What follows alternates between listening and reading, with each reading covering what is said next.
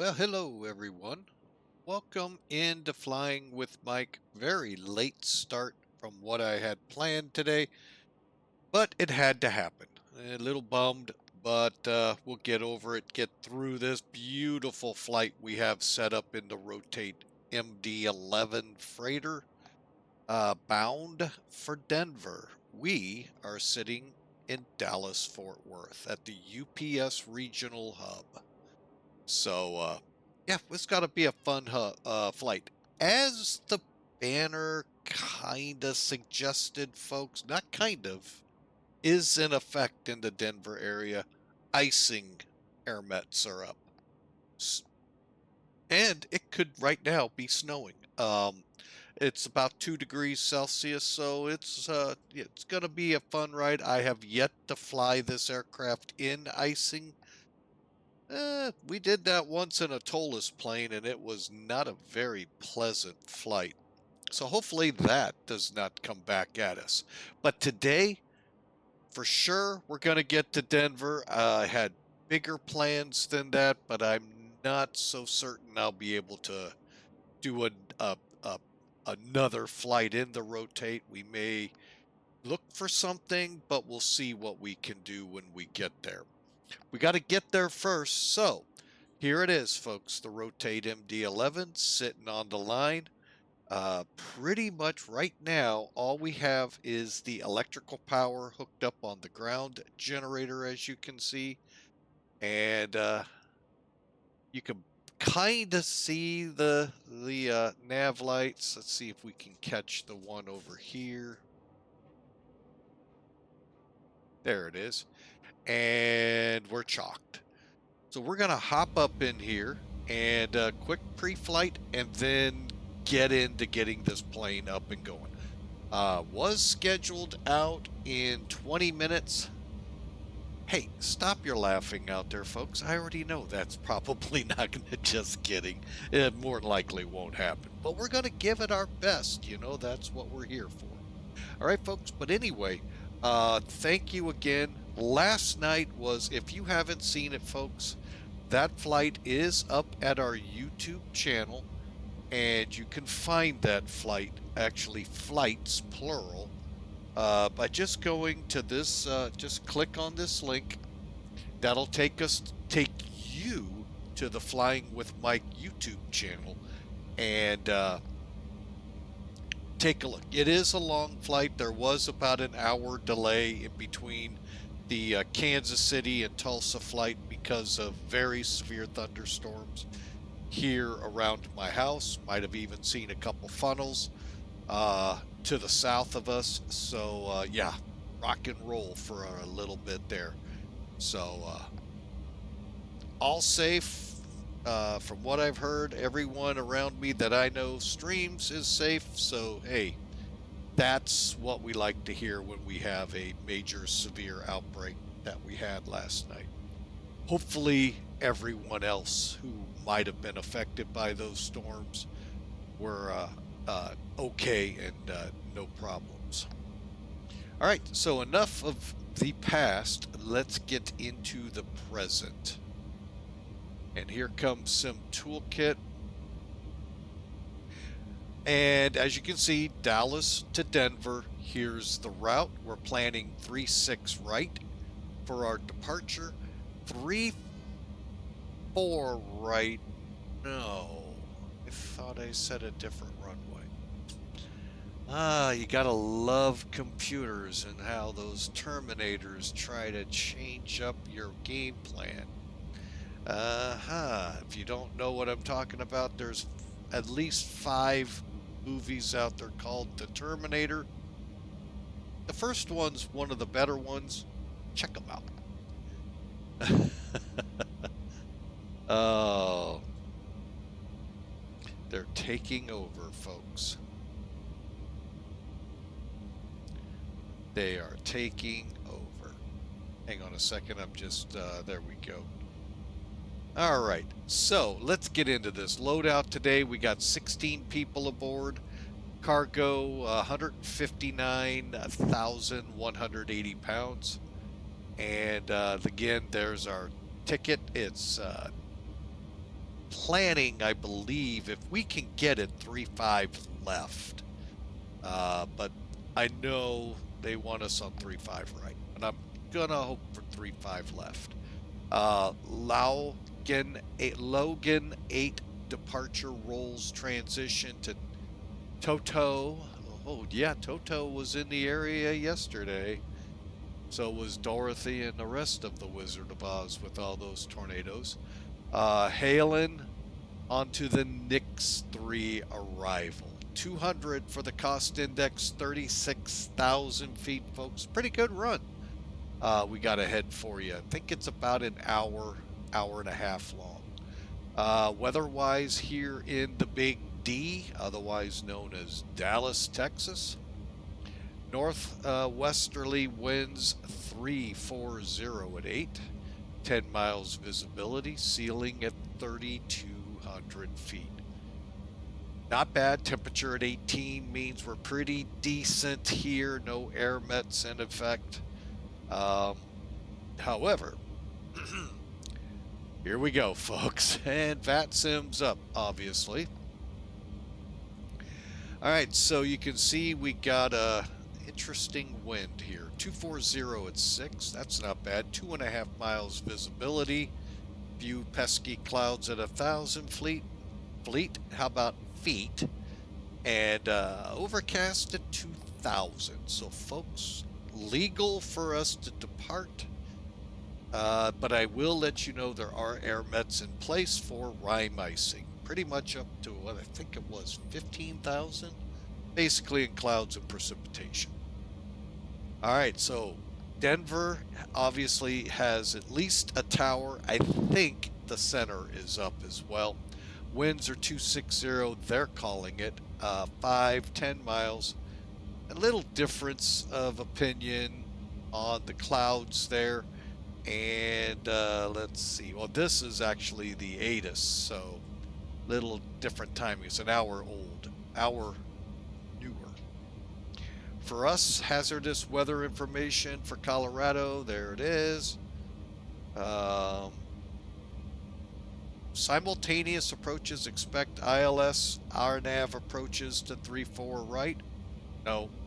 3-5 left. Yes. NOTAM's bird activity in the vicinity. Bird activity in icing. Do they got to read the AIRMET notices? Anyway, sorry, had to go there. And when we get up there, we'll advise we have whatever they have at that time. But again, what's important here is ILS RNAV approaches to 3-4 right. What I would like, 3-5 left and 3-5 right. Really don't want the right side, but if that's where they throw me, we'll do the long taxi. All right. Finally, let's file it. Well, let's not click map options. Let's click the one above it. Go VATSIM. Let me do this offline here real quick as soon as it decides to load. We'll amend our departure time to, how about 1930? Everything else looks good. We just need to put in some nav information. Stand by. And I know that's not a... Well, you know what? I can get it another way. Stand by. Let's see. Oh. That is it. Okay. That was a letdown. All right, we'll go with it, and we'll go down to 75. All right, per D. All right, we're good. File it. Say we're filed. UPS 3364 will be coming on the line here shortly. All right.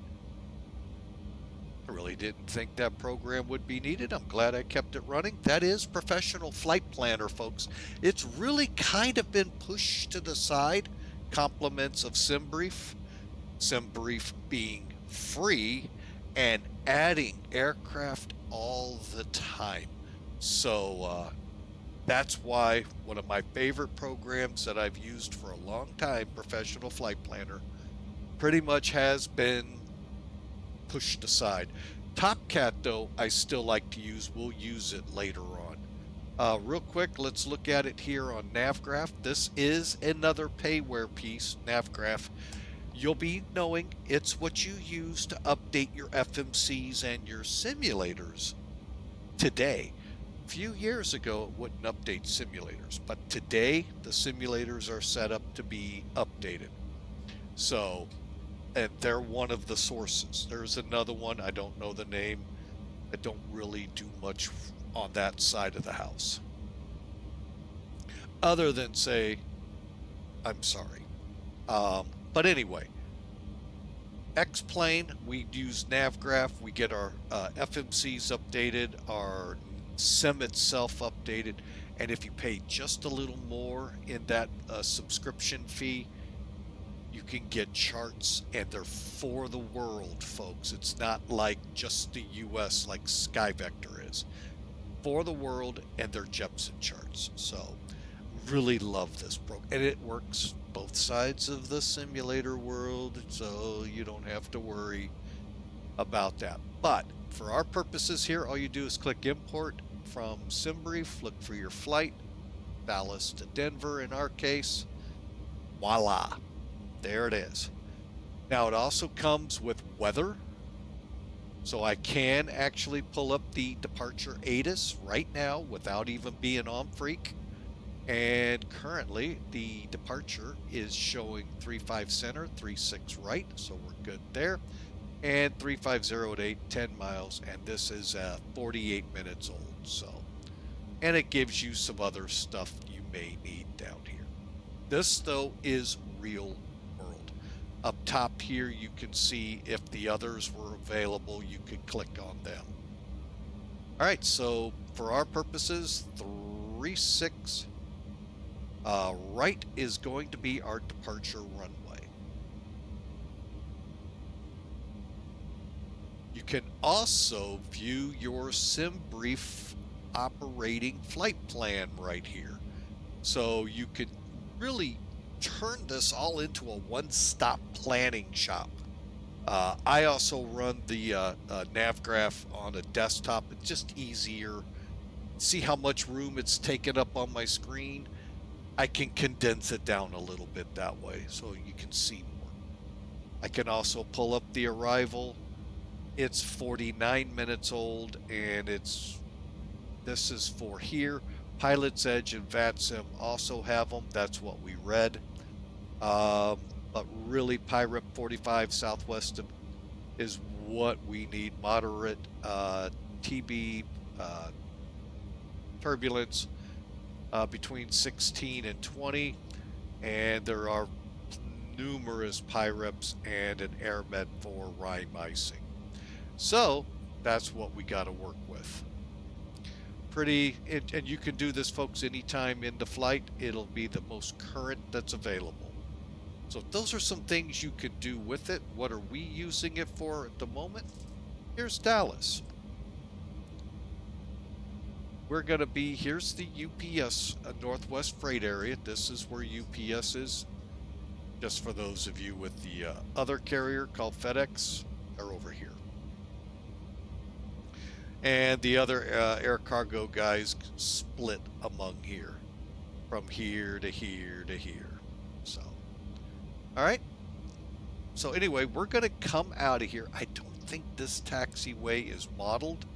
If it is, it won't matter because we're not going to 18.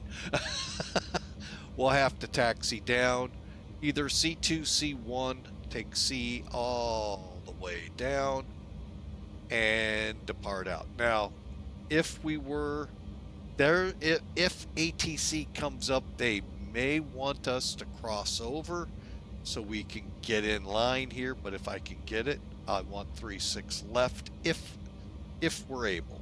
If not, we'll just cross over somewhere along the way and come down and go off 36 right. All right, so there you have it, folks. Let's get to work here, shall we? All right, now we brought up what our flight plan was. Hang on a second. There it goes. All right, so let's head over here. Now, with the latest And great. Now, if you were to go out with this and purchase the Rotate MD-11, at that link right now, you're going to get the latest, greatest version. By the way, Skunk, is it Skunkworks? That's what comes to mind. That download, folks, or that program updates it. You'll come in, and now with the Rotate, you get this lovely EFB. I say lovely, folks, it's awesome. Amazing what's on it. Here's what we had to use before. And it's still there. Okay? But now we have all of this available to us up here. So figure from where my cursor is right here to the right, that was not here before. So that is just simply awesome. So let's get into our weight and balance. And there's where our first discussion has to start. All right, it's pretty self-explanatory. Total payload, block fuel taxi, trip fuel. Don't worry about the ballast, okay?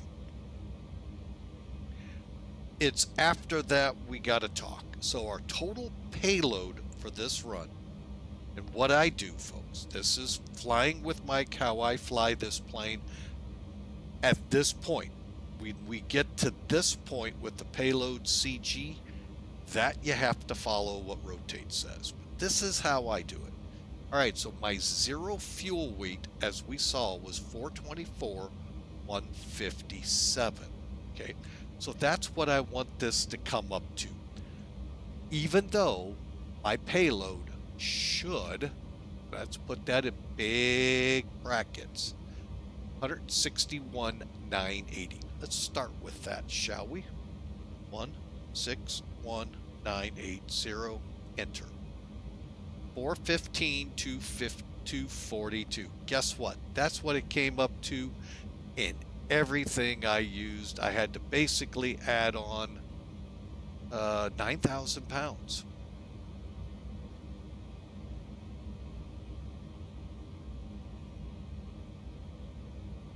$424,242. All right, so, but you see, we're still not, we're almost there. We're a little high. We're high by about 100 pounds. Is that what I'm gauging? Let's drop it 100 pounds. Down to 8. 142. We need to be at 157, so let's go to 90. 5 pounds. 424,157, 424,157. Okay, a lot different than what the payload read here. We go by the plane, folks. Okay, go here. Get your zero fuel weight to match there. Now, let's do our fuel, 47,842.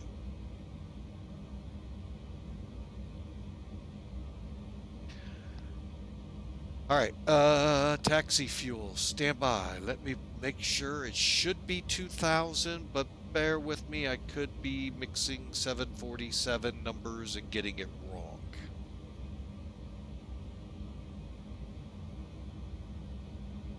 Taxi is 2,000. Okay, so 2000, enter. Ballast, we don't worry about. Trip fuel, we do. 27,103. Yeah, you all, if you haven't caught it, nearly 20,000, you know, why such a lower number? Well, we're allowing for a contingency of 5 minutes. We're allowing for an alternate run to Colorado Springs. So that's, and then our 45 minutes on top of that. Folks, we're going to need all of that. So, matter of fact, let me just look at something here real quick. I'm actually going to go up a little bit. 48,910. This is what I computed in professional flight planner.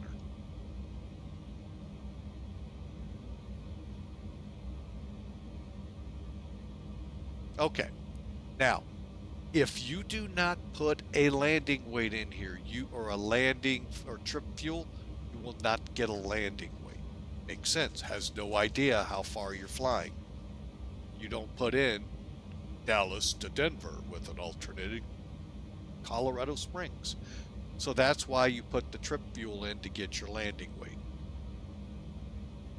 All right, I'm going to go ahead and click there, go to ground ops, request fuel, and we'll go ahead and request load. And we've already got a ground power, wheel chock stairs, cockpit door open. Let's go outside and see all that is going on. And I'll give them this nice little eye candy here. My letdown, if you will, looks great. Love it. You know me, I like little flashy things sometimes like that. TOTOE is one of the better ones. Where I get let down with rotate is in just a second. Let's let it finish loading.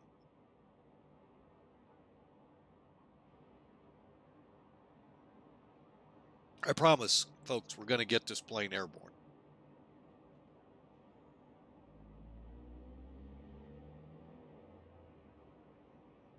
And for the most part, folks, when we ran cargo at the airport I was at, this is kind of what it was like. And I say kind of, I don't remember two at a time, but then again, we didn't have any cargo leaving the airport. We had cargo coming in. We didn't have cargo going out. We just had empty pallets going out, or empty cans, which was the sad thing. So the aircraft would fly in from South America, Panama, maybe 9 or 10 cans, and nothing going back.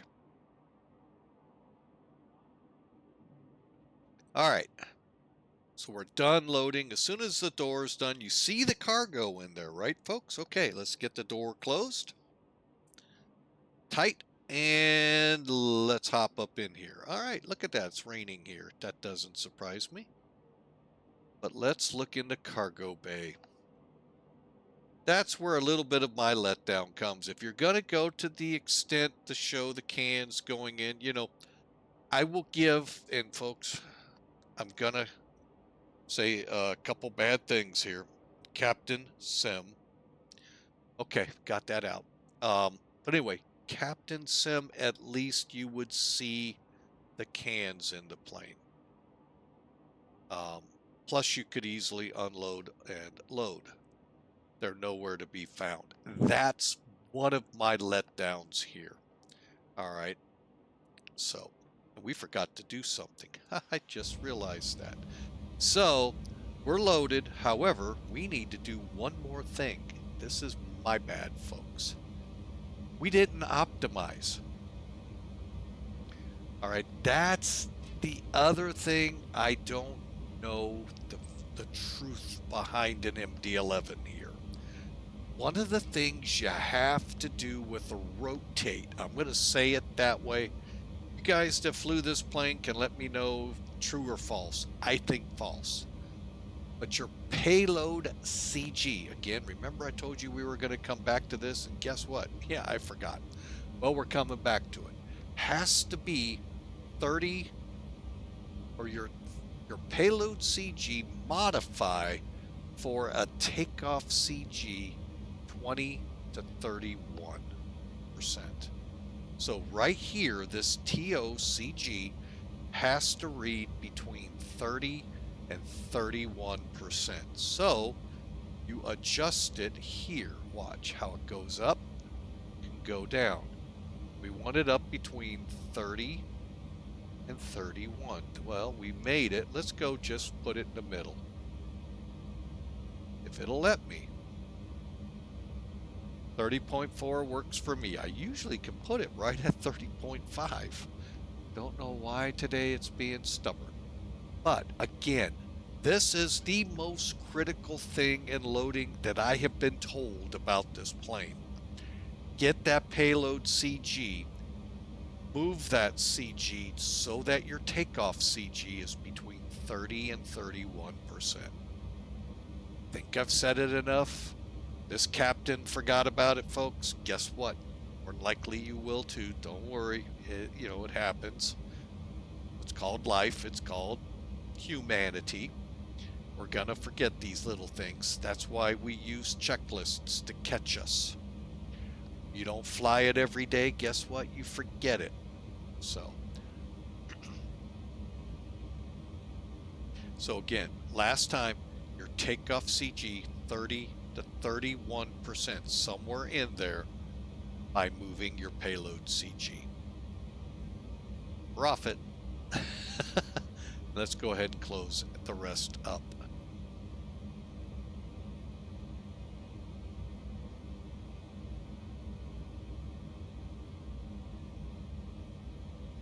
All right, so all our cargo doors are closed. The only thing left open is the cockpit, the stairs, and then we have our chocks and our ground power. Told you we're going to get to flying now, folks. Okay, cockpit prep. I got my cockpit lighting set. This is for here. I always forget which one that works. You're going to just have to work with this. Use the manual, folks. I know y'all going, oh my God, you mean we got to read that thing? See, I know someone that says that all the time, folks.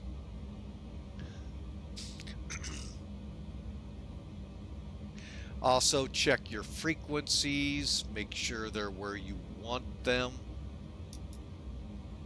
I'm going to go ahead and set 122,800.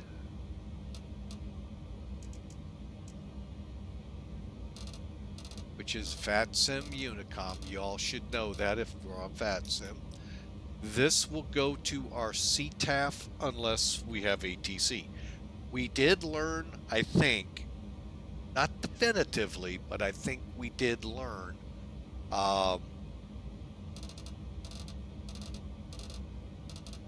with this new CTAF test they've been doing since the start of April. Actually, I think since the start of March. Could be wrong. Don't quote me on any of that, folks. But anyway, with this test, basically what it's saying is on the ground, uncontrolled airspace, you're using the CTAF unless there's controllers. That's what we kind of learned yesterday. So you just find the CTAF channel and go for it.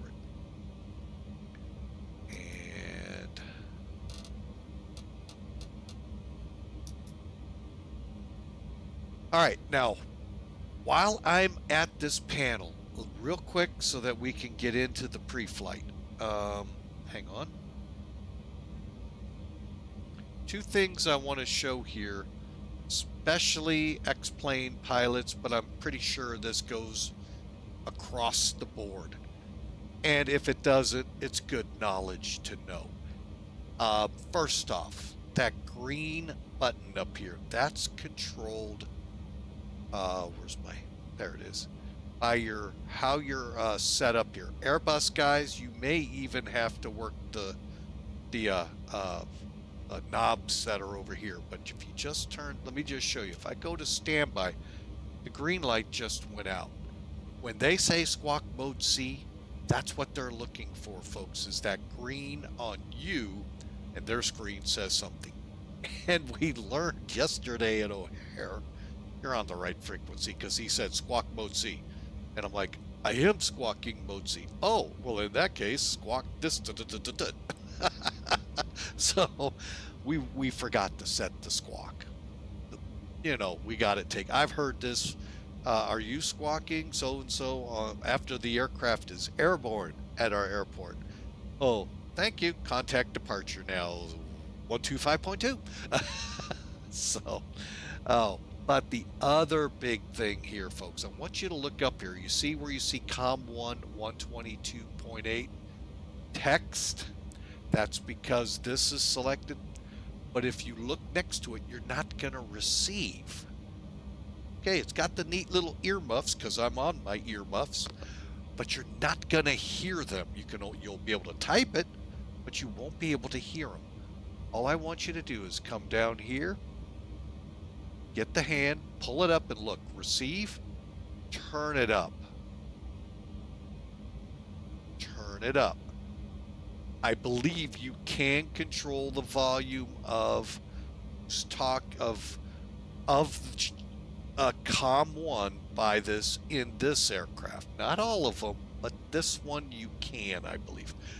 Definitely can do that in the Fearless 747-200 Classic. That one for sure, folks. You can control the volume. So if you've got someone blowing your ears out and you don't want to turn your set down, you can turn it down on your comm here in Fearless on the audio selectors. Okay, so enough on that. I just wanted to point that out because I just happened to notice it. There could be other issues. We'll work them as we go. But right now, we should be good when we go online. When we connect, we'll be transmitting, receiving, and we're in mode C. Okay? Cool. For now, I'm going to get, well, you know what? I'm going to leave it up there. Well, I know some of you don't like it. All right, so let's get after it. Okay, so the cockpit lighting, weather radar, folks, if you didn't see, it's right here. Switch in the middle is off, 1 or 2. I'm going to go ahead, dial the panel up, and chocks and brakes are set, and spoilers full up. Just scan up here a little, and we'll get to the meat of it here. Okay, if you notice, there is nothing telling you where your flaps are set to verify. Okay, flaps up, spoilers up. That's all you got. Your flaps will show here or here, depending which side. And if you're on config, it'll show. Okay. Where else are we? Rudder all set, overhead verified, dumps, and emergency power off. All right, here we go, folks. Getting into it. Battery. One last caveat, folks.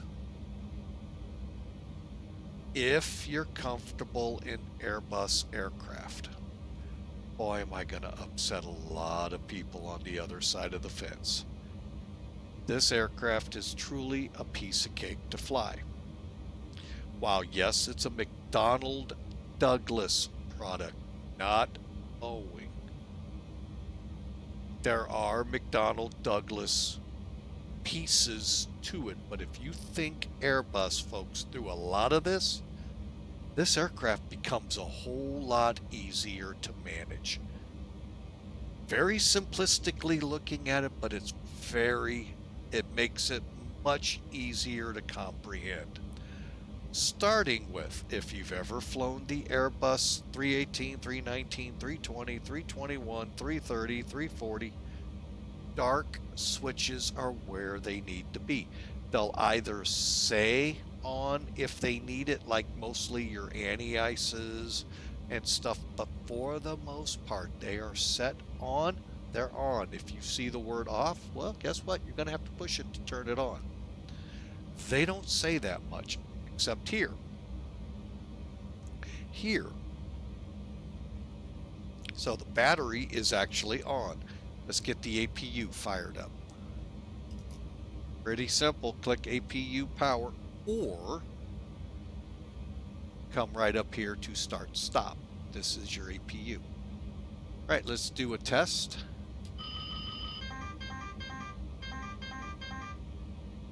Whoever came up with this. Fire. Engine 2, fire. Engine 3, fire. Engine 1, fire. Engine 2, Did anyone fire. else like me feel like they were on the Starship Enterprise and the computer was talking to them? That's what I get when I hear that all the time. Ever came up with that? Oh my God. That would, I think, other than the bell ringing, I think I'd disregard most of it.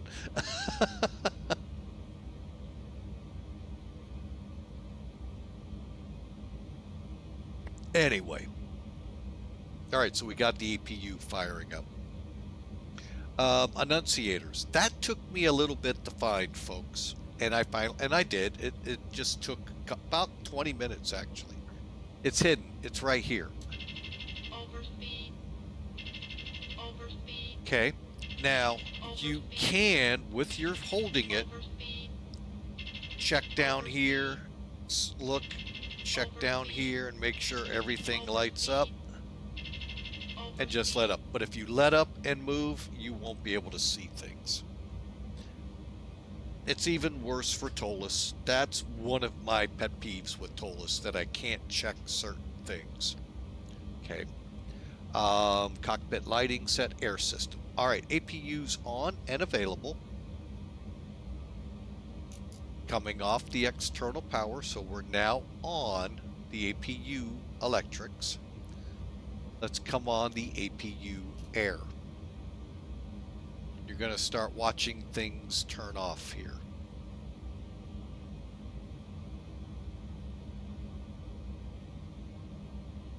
Boy, it's not doing like it should.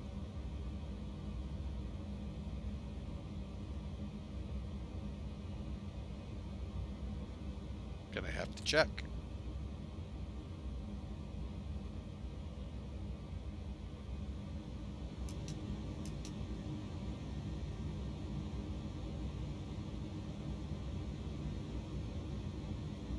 I think I just heard it kick in, of course, when I leave.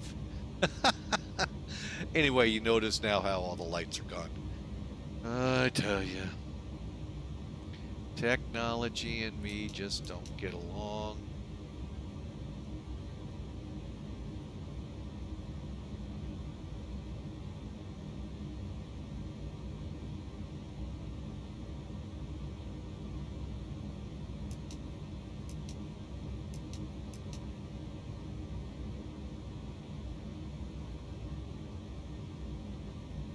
Actually, I'm going to move over to hydraulics because that's coming up next. All right. Let's see here. The air systems are on. So as you can tell, the isolation valves are on. The bleeds are now in the on position, and the packs are all on. Okay. Finally, the IRS system. And no, it's not for your taxes. Hopefully you have submitted, folks. That was Monday. That's your cargo fire check. Don't know if it does that in the real world or not. And 2, 3. Why airplane direct companies do that, I have no idea, folks, but it is what it is. Okay, and a good check. Why that's real dark, I don't know, but oh well. Finally, IRS-2, emergency power switch to arm. Look at that, it finally is set and ready to go. And let's head down to the FMC, do our quick setups, and get this thing going. All right, MD-11, active dates 18 April to 16 May. Hey, we're within that, so we're up to date. F-plan. All right, again, you look at this real quick, folks. Does this remind you of anything?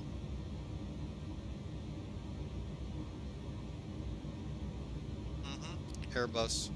Yes, there's a few things in here that tell you MD, you know, the way they set things up. But overall, if you know how to work the Airbus McDo's, gosh, you got this knocked out, folks. Knocked it right out of the park.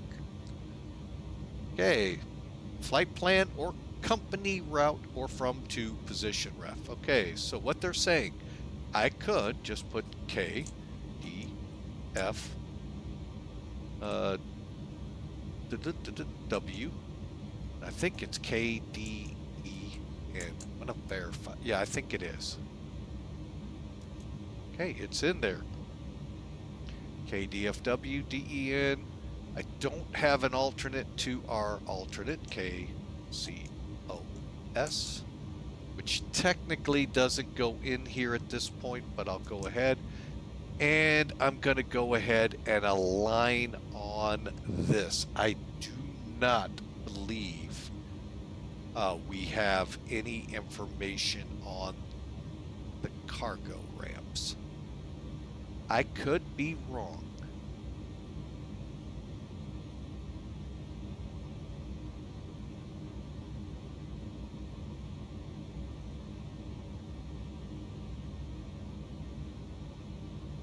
Got one. Wow, they got them for the cargo ramps south of the American Airline hangars, but they don't have the UPS or FedEx area. I think that's discrimination. I'm just kidding, folks. But anyway, so what we'll do is align on that.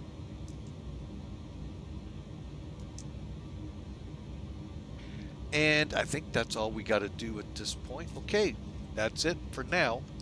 So let's head back up here, and now we're going to do a hydraulic pressure test. All you're doing is just checking the hydraulic system. Very simple. Unlock, test. Come down, and it basically is going to charge up system 3 first, so we can see when the yellow goes out, yellow comes on. Basically, you're good versus your, oh crap, we're low on hydraulics, emergency. All right, but we've got plenty of fluid. Got to have at least 5.3 gallons. We have 8.8 in system number 3. You'll see it charge here in a second. And then I'm going to just go right on to comm. We've already done our comm setup, but we'll go right in. There it goes.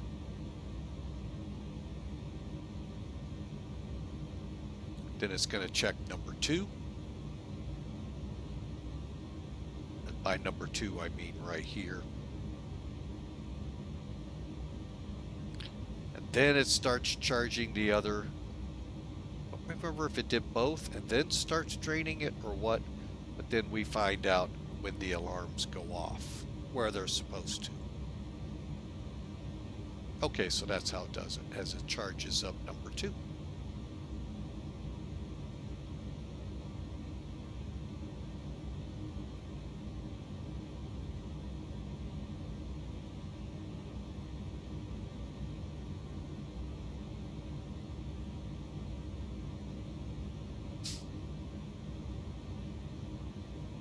And then eventually system 3 will start draining.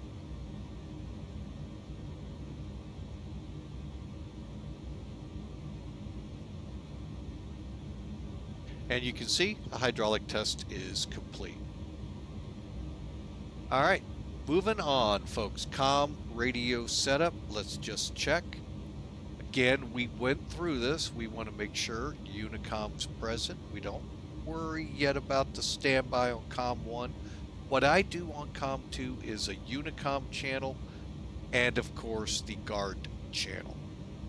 And then make sure your microphone VHF 1 is on, VHF 2 is on, and that you're set up to be able to hear. And of course 2000 and all of that down here. Okay, so that's all good. Glare shield. Initial glare shield setup. All right, it basically, hey, you know what, let me put this in. Iowa Scotsman, welcome aboard, sir. Glad to see you. Hope you're having a great day. Hang on here, where are we? I'm gonna put in,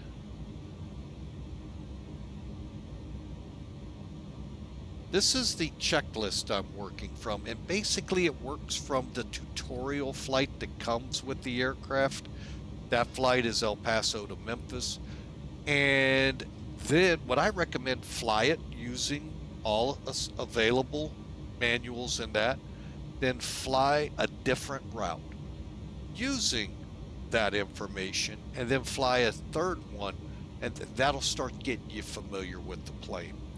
I like the checklist because it works right off it, and since I do fly so many different planes in a month, it's nice when I come back to it to be able to work from it.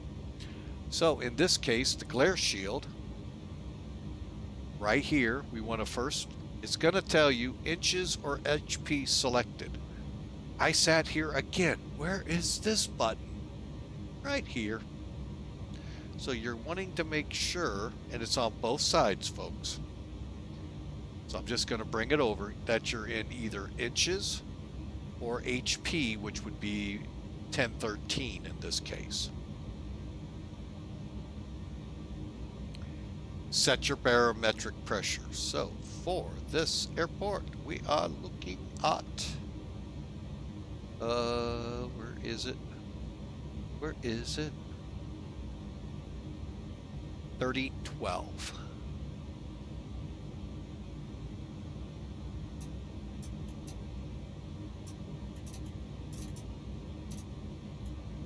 Okay, now I do, and it should be set up to set over here. Except for this is in the way. Okay. That is a problem. They are in the way all the time, folks. So either Y will get rid of the one on the captain side, or click them at their base. All right, so we got that checked. Where are we? There we are. Minimums. All right, so we come down here. We're at 200. I want minimums at 400 for takeoff. What the Airman Information Manual says should be the minimum height at which you start turning for a course.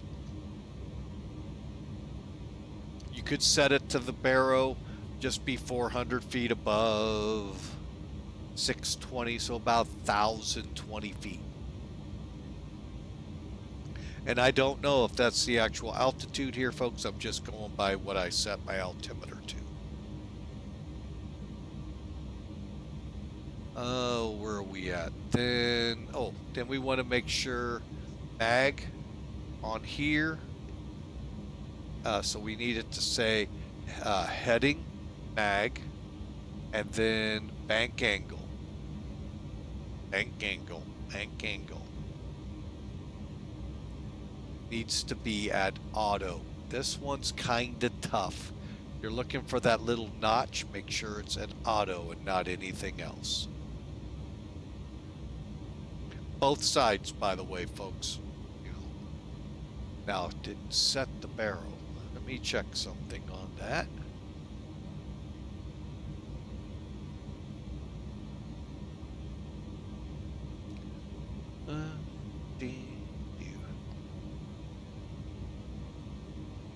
Okay, I don't have that ability. I thought, where did I set it? Oh, synchron. Okay, just barometric pressure. Okay, so baro settings. Okay. That's the only thing we can set true. Okay, folks, so we now have the initial. Let's get back over here to the McDo's and continue on. Okay, so we need to enter our flight number. We know that as UPS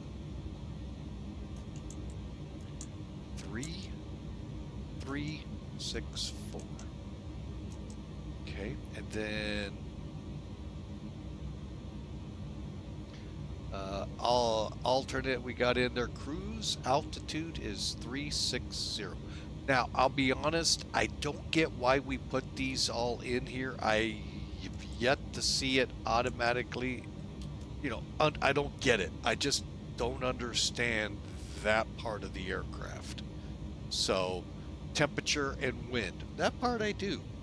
And that part we can get from our friend. Let's go to charts. It's going to cover up a little bit. Now, show you this again. In case you missed it, go to import, import from SimBrief, click your flight. All right. So there's our flight, folks. Now, we just go here. All right, so we're looking for our average temperature.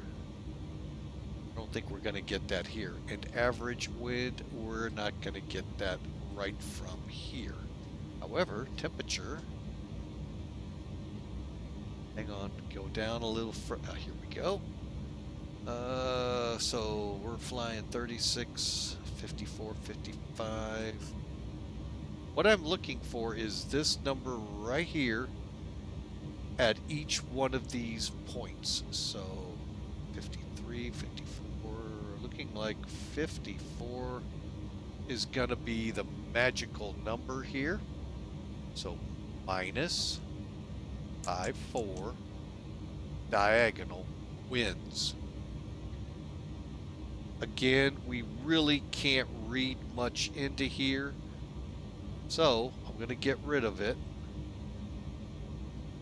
And what SimBrief came up with was minus 42, which would be a headwind 42. So what we'll do is HD42.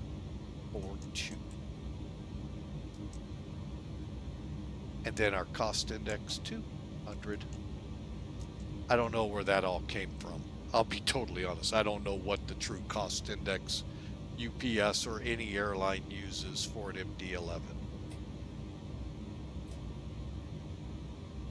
All right, so from here, we then move on to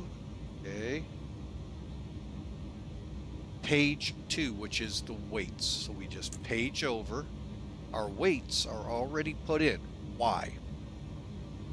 Remember when I did all of this, I clicked apply? That's what it did. It applied everything here.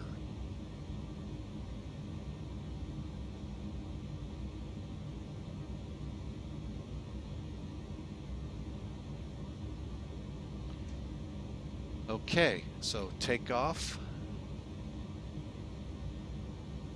Otherwise, you would click the block fuel, it would fill in. You'd click the zero fuel weight, it'd fill in. The takeoff CG and zero fuel weight CGs. Takeoff gross, where's that at? Oh, right here.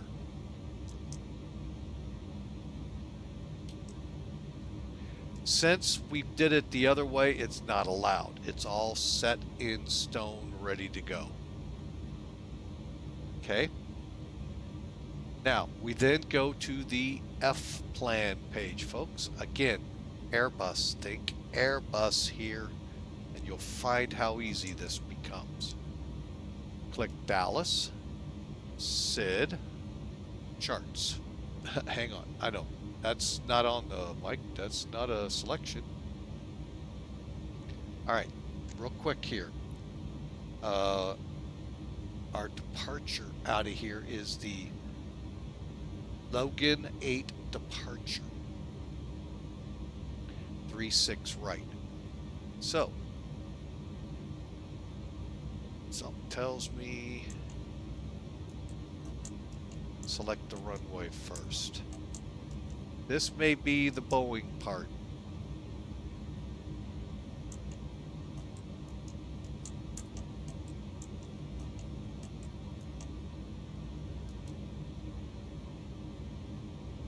And we're going out to rolls transition.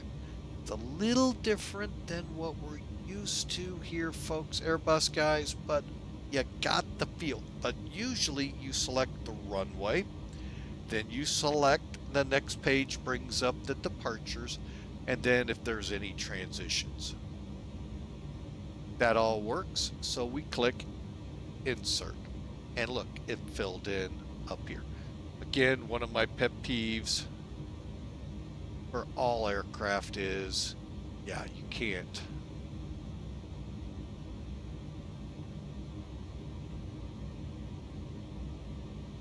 You can't see it all.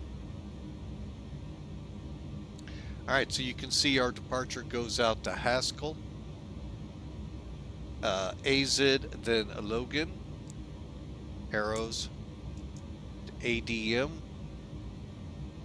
Then we make a left turn to Mr. Mac and Rollis. Now, I could turn this to plan. I'm not going to. We're just going to wrap it up here real quick. And from there, we go to TOTOE, HALEN, and then we're on our arrival.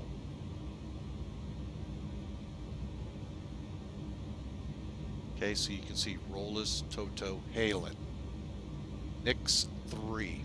Let's go ahead, do the same thing. Click. Star. This time I am going to start over here. Oh.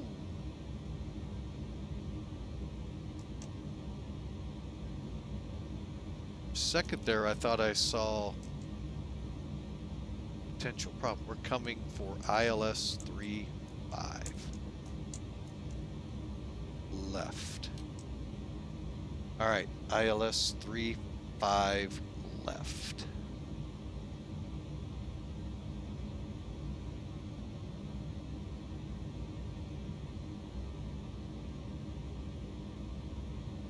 So basically, at what we're going to be doing here, we'll come off HALEN, Idle, Nix, Hagar, Boston, Boss, which will then line us up for the runways, okay? Now, I have a feeling that's our transition. Let's take a look.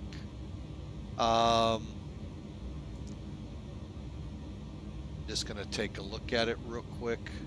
There's Boss, Epic, CPR, Chap, and Krupp. Why did it do all of that? Well, because this airport was built, folks, this is Denver. One of what we could call snow capital of the United States beside Alaska. So they have actually got the ability to run 3 departing runways, 3 arriving runways. And to get all of that traffic that United throws at them and everyone else. So it's really, and everything's like a mile apart, folks. So it's really set up to handle the volume. They must have one humongous snow grade. So Boss, we'll just fly from Boss. And so there you have it. So from Nix, we're flying it from HALEN transition to Boss and then in on the ILS 35 left. Insert. And then we just continue down, making sure no discontinuities and everything looks good.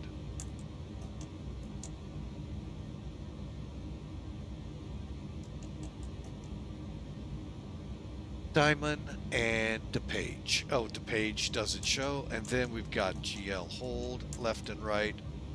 And then our out to Colorado Springs if we need to. All right, pretty decent setup. We'll add that to route and basically it just fills it in. We go out to Gillette. All right. And I'm going to go ahead and get rid of this real quick. Continue on since we have the F plan page done. Okay. Check the route, which we did. And take off. The only big thing is now you would go to perf. It's takeoff approach. That's a little MD-11-ish. I'm sorry, MD-10. You know what? Let's just call it Mad Dogs to be easy. Okay, I'm going to bring Top Cat in.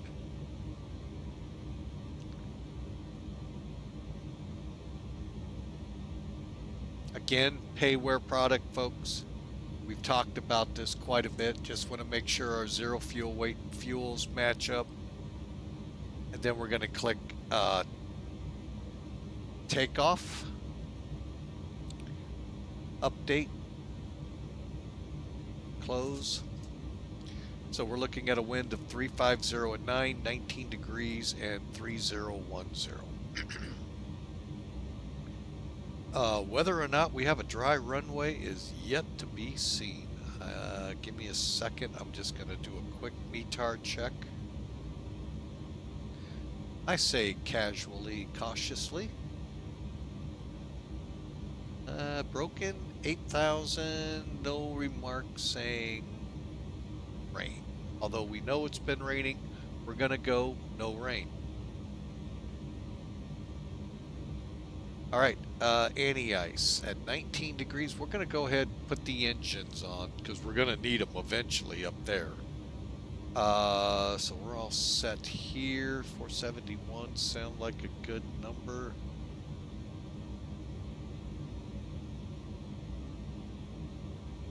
Yeah, only 1,000 off. That'll work. Let's just make it there we go.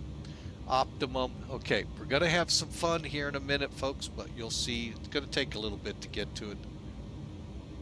All right, so we're calculating our takeoff. Boom. All right. Let's get rid of this. Full length takeoff. Let's do it again. Did not know that did not clear from yesterday. What we did is set it up to take off from intersection Delta Delta, and he sent us to a different runway full length. And I didn't change. All right.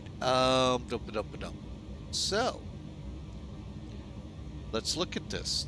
We have on 36 right a 13,400 foot long runway, 200 feet wide, with a slope, and a heading of 356.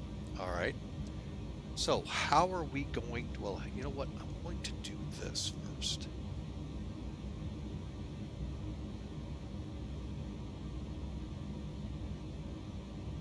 Perfect. All right, so let's just walk it down. Okay, 60 degrees. This is what's called flex. This is where we basically flex the engines less than 100%. So we're going to run as if it's 60. I don't get what the 60 degrees is, but we'll put that in. Now, if you look across, we're looking for 156 to 163 V1. That's our safety speed. 163s rotate, 172 is clear a 50-foot obstacle with V2. We should, if everything meshes, 4,300 feet of runway. 99.8% N1 percentage. Packs on. Right? Yep.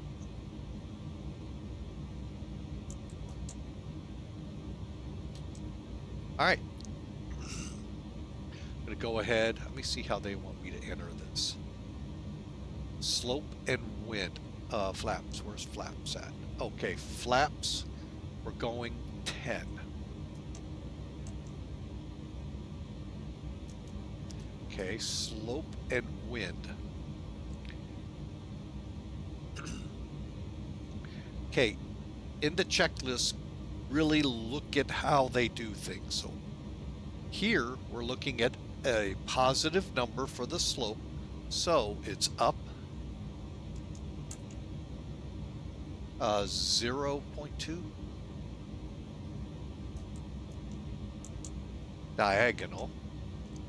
Now for the wind, it's looking for it with either head or tail. We're headwind, so HD, start that, and our number is 0.9. Insert, outside air temperature shows positive. It's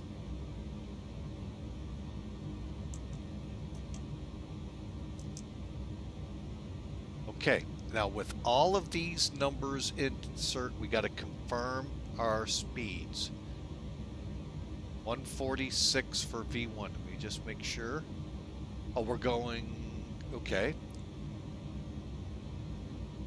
Rotate 163, 167. I'm just going to go with them, folks. So confirm. And we are set to go. And you confirm by clicking on it. And folks, we are just about ready to go. So now over here, I'm going to run with F plan. Just in case I need to do a direct, I've got it right here. All right, so now let's get up here. and work our glare shield, FCP, speed, heading, and altitude.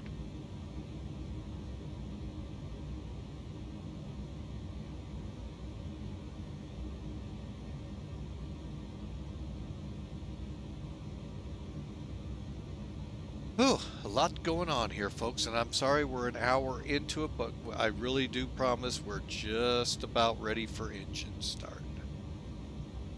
All right, where are we here? Okay, so according to our charts, and I'm not going to bring them up in front of us,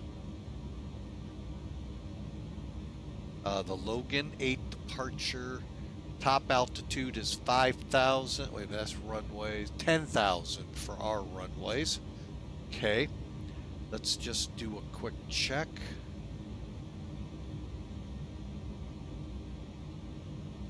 You know what? Hang on a second, folks. So I don't forget, like I did yesterday, I'm starting up the Acres program.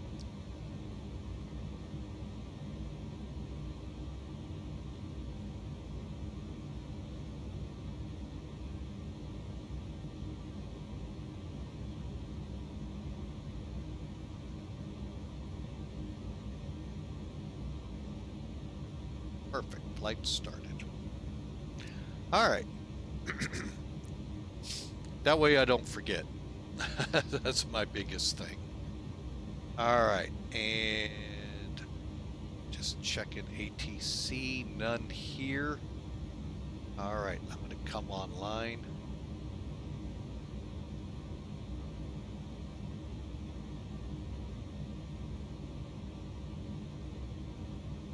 PS 3364 MD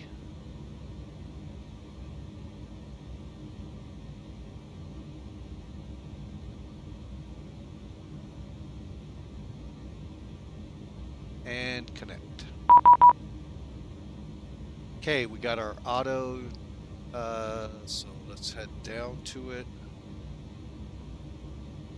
They want us squawking 3262. Don't know why, but they do this, folks.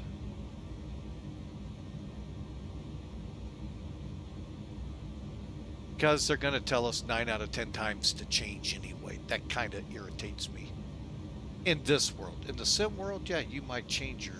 I mean, in the real world, you might change it a few million times. But in the sim world, you should never have to. Okay. So, we're going to go... 250's fine, heading 360. 356, close, but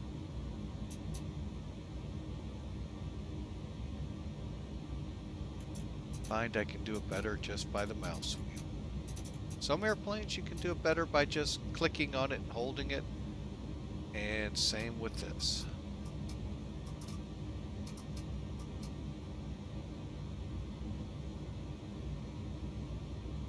Alright, so we got our speeds, altitude set, ND, both sides we need. Traffic.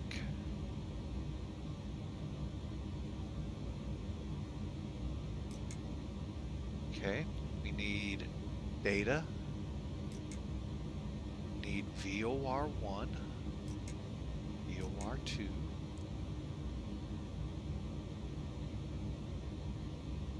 Alright, and we need to increase over here, traffic data, VOR, VOR, and increase.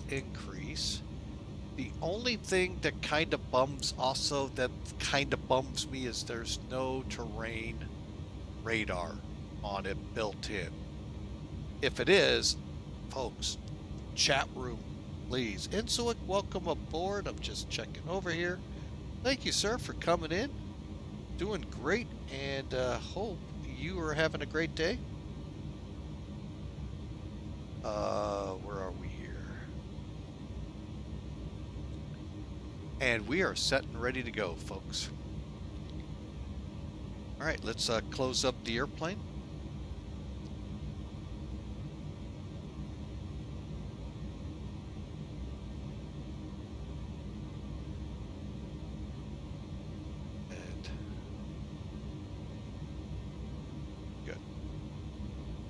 sure we're available, not on it. Okay. That is the external power right here. And then I'm gonna dismiss.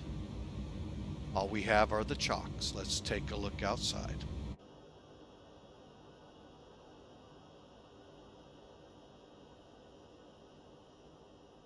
Oh, we do have that. Oh, wow. If we were on the 18s, we could go that way. Wow. I didn't know that, folks. Trying to figure out, would they? I am assuming they would push back.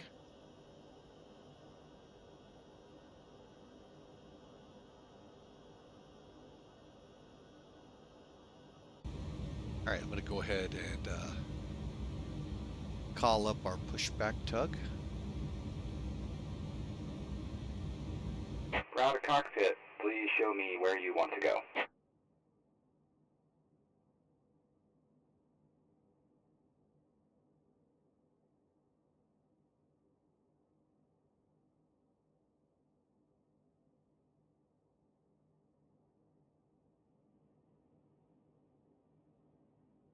Ground to cockpit, TOTOE is driving up. Okay, parking brakes on, seatbelt signs on.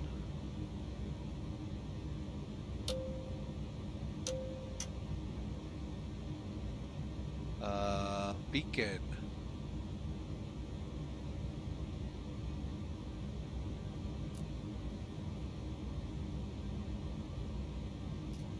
Defogs on, emergency lights arm. Emergency power switch you can verify is armed. And doors and all are closed. Fuel panel is auto. Air panel is auto. Called for pushback. Okay, all doors and hatches are closed, ready to connect.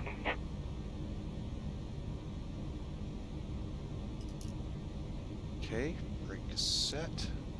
Transponder, and then up here to our, we'll go with A today.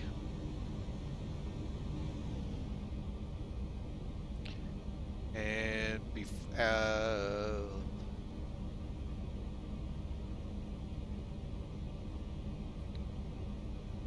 BPU air verify is on, and it is. Okay, we're going to come down here to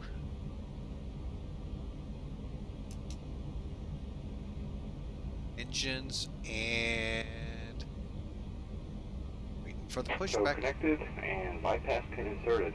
Release parking brake.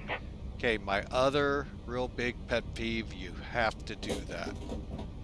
Can't just set up a hot, click it. But you gotta remove the chocks, folks.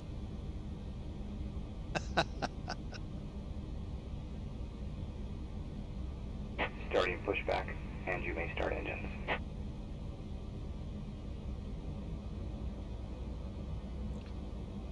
Engine start sequence here, folks.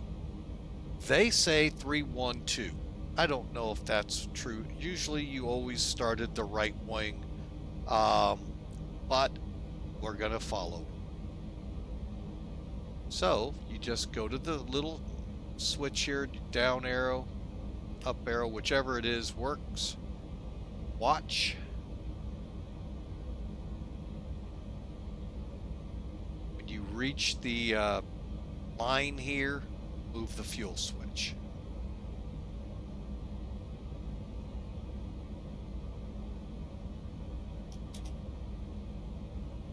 And up she goes.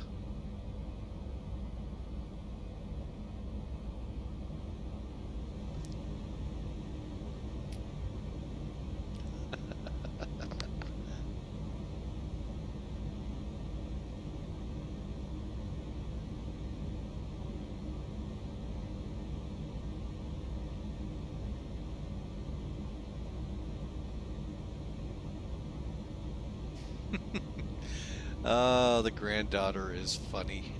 I don't know if it's the granddaughter that's funny to listen to or grandma.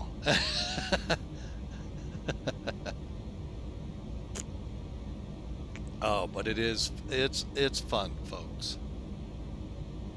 All right, engine 3 is fired up. Engine 1 coming alive. Here comes the numbers, and we're spooling up.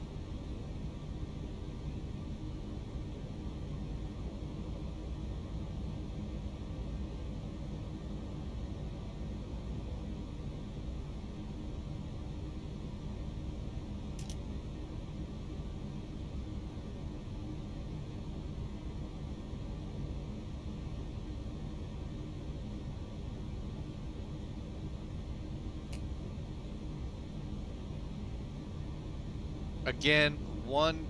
Operation complete. Set parking brake. Okay, brake set. Again, Disconnecting tow. I wish Standby. I could pull these, click on them and they'd come out. That's one thing I really like about aircraft designers that do that. Just so I can make sure things are working like they should.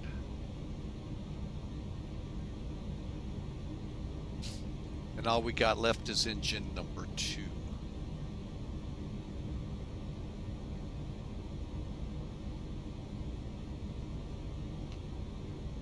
Got the light.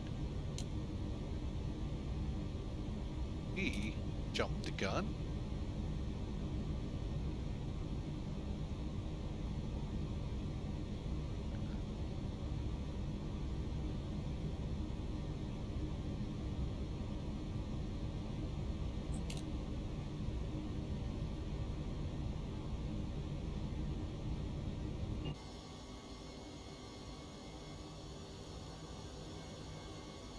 Tow is disconnected and bypass pin has been removed. Hand signal will be on the right. We'll see you next time and have a great flight.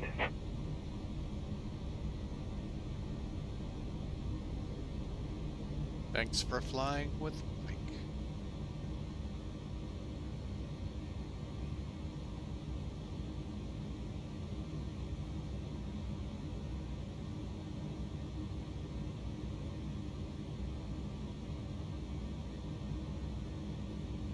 Perfect.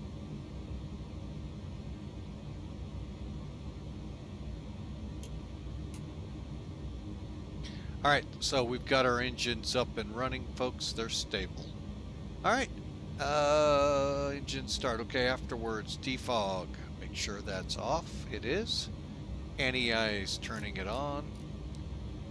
For the engines, air panel, auto, APU can now be turned off.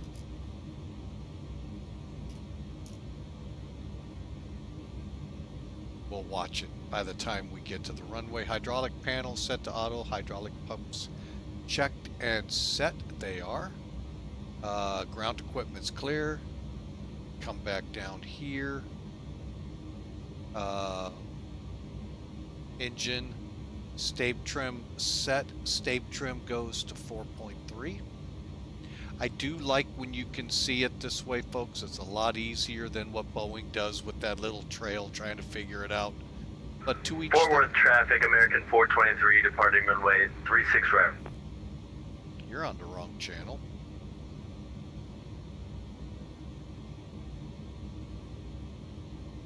Then again, I've got to figure out which one I want to use. Not ramp tower, we're going to be...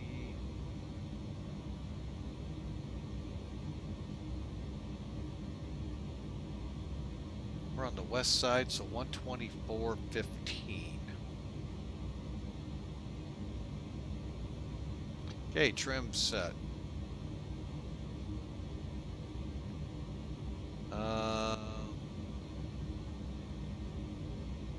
And then I want to get to my flight controls. Go down here.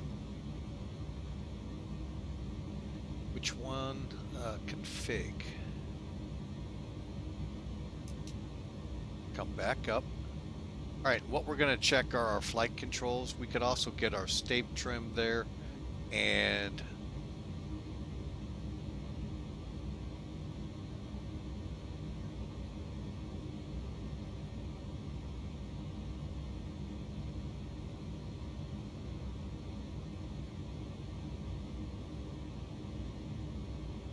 kind of weird, but you know.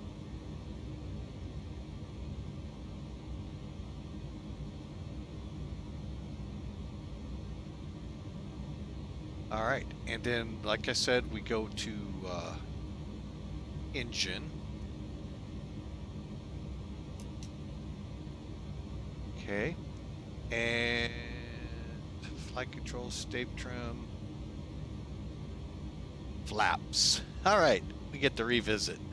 All right, folks, let's call 1-800 dial a flap. That's right, dial a flap to get the correct flap setting. That's what I always think of, folks, when I see this. Dial a flap. You set your flap setting over here for that notch. Anywhere from 0 to 28, I think it is. We're set for 10, so again, 1-800 dial a flap.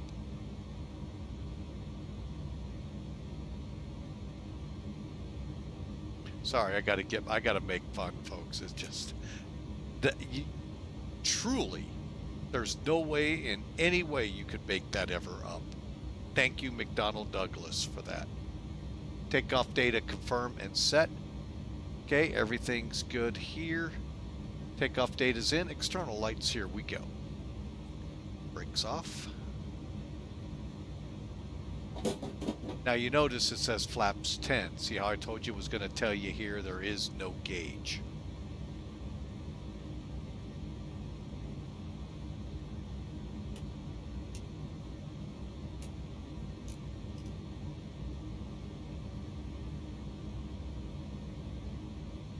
And away we go.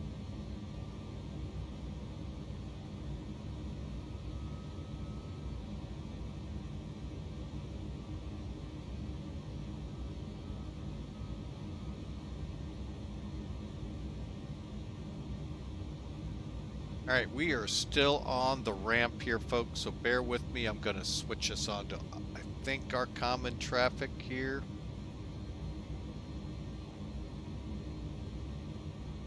Of 124.15.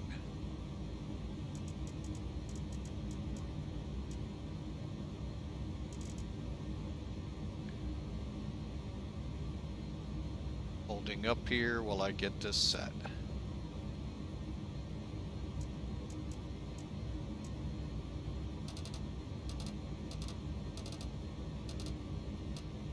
Again, check out yesterday's video, folks. I talk a lot about common traffic frequency.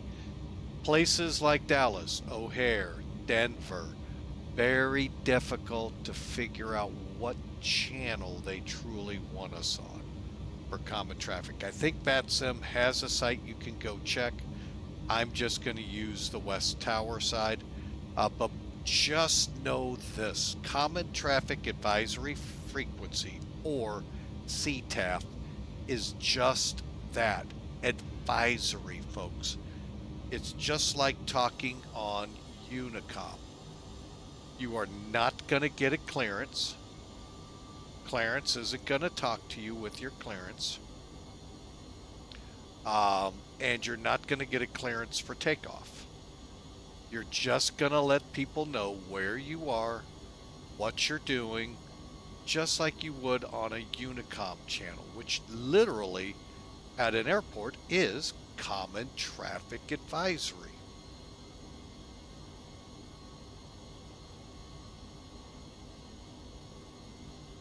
So, again, do not expect them to tell you to taxi via such, such, and such, take off via this, that, and the other, climb and maintain such and such.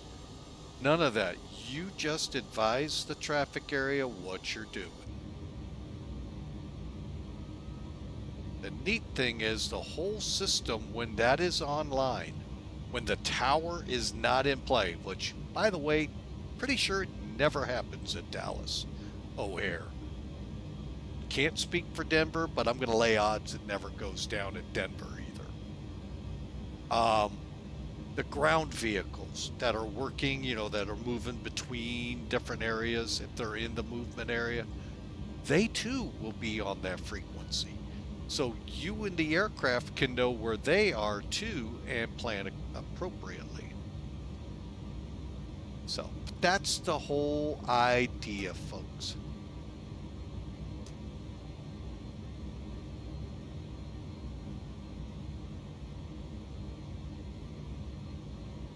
All right, we're just taxiing on down to 36 right.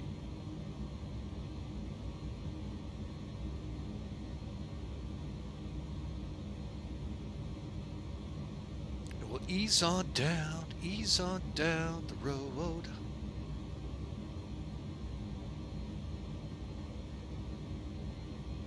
Okay, taxiway. But again, thanks for being a part of Flying with Mike. Quick biography, if you will, of me.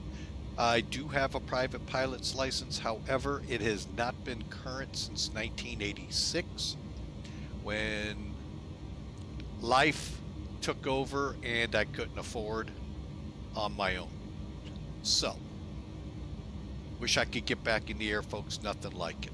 So, after the Air Force and driving a truck, I was able to reconnect, sort of, kind of, with Flight Sim. And it was either Microsoft's 98 or 2000 that I started in, either of those years. And I haven't stopped since. I went through 2002. Microsoft's best simulator ever put together was Microsoft A Century of Flight. And it's a shame they couldn't keep up with that kind of simulation, but it is what it is. And then I went into FSX. Took a little bit, but I finally got FSX to really be a good sim for me, without a lot of Orbix, like a lot of people. You got to have a lot of Orbix to make that. No, I really didn't. Alaska and a couple of others, but then of course, that long stretch of no simulators from them, part of the reason I'm not going back, sent me to X-Plane. And in 2020, started flying X-Plane 11. And once I got used to the difference in keys and way they portray the physics of the atmosphere. That's the word I've been looking for. This is a phenomenal simulator, far better than anything I've ever seen from anyone else, and won't go back.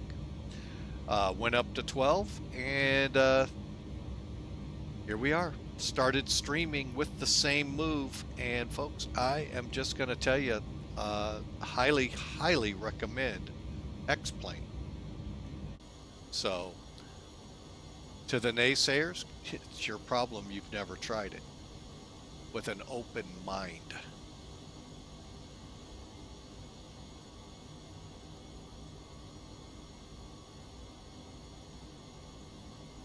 So there you have it, folks. Like I said, I'm a private pilot.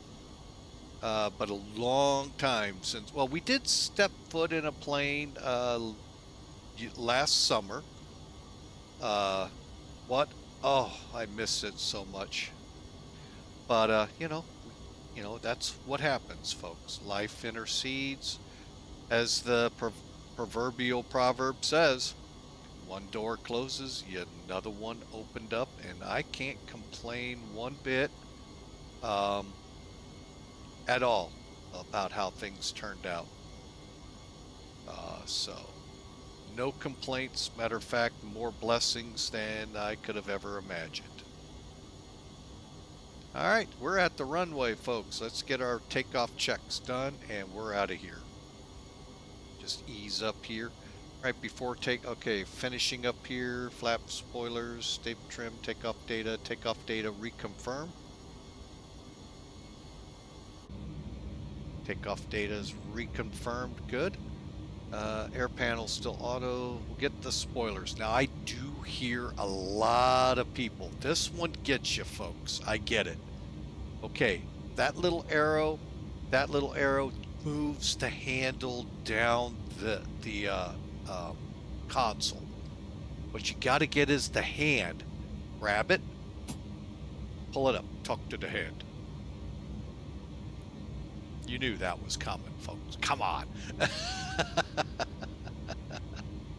And again, you see the red strip, you know you're armed. But yeah, that's been a tricky one with a lot of people. How the heck do you arm it? Because it's going to yell at you the whole way down the runway.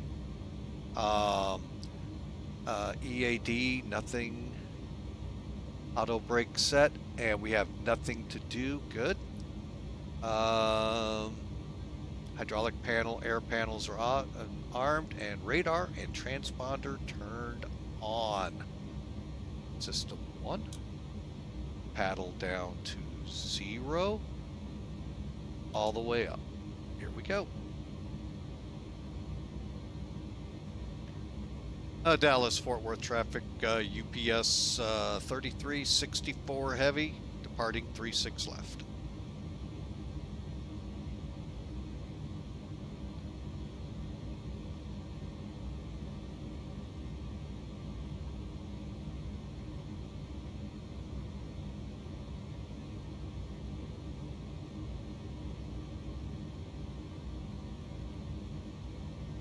And again, folks, I know I have not mentioned it yet, and I know some of you will be participating. Tomorrow is Cross the Pond. It's an event that's been going, I'll bet, every bit of 10, 15, maybe longer. Go ahead and set our parking brake real quick. Hope you enjoy. I will not be able to fly it. I have to work. I may try to check in from time to time on my cell phone to see what I'm missing and wish. Actually, there was a lot of problems in the early days of it that kind of irked me, and there's some procedural problems. I didn't know what to do in certain cases that occur because of the mass chaos across the ocean. But that's all of me. I'm not complaining to Cross the Pond. They've got their own headaches. So, all right, click auto flight. Brakes off. Here we go.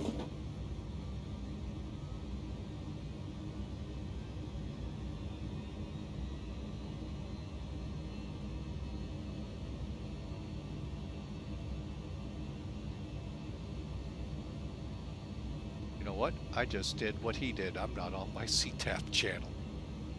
I didn't even realize it.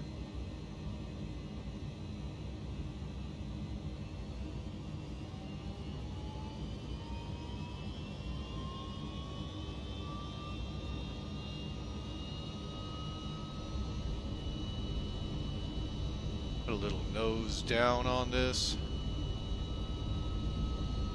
Don't be surprised if she winds up a little more.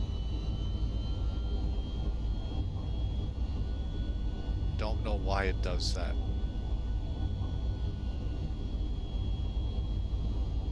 P1. Rotate.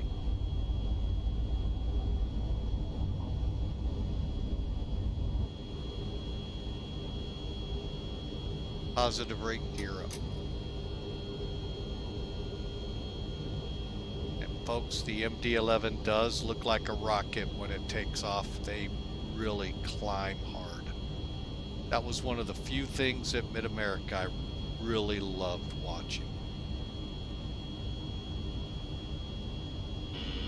Stabilizer motion.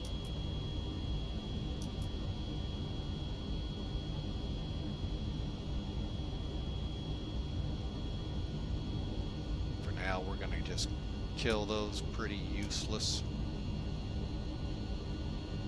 Alright, so our after takeoff is gear up, air panel still auto, spoiler handle. Let's wait till we climb.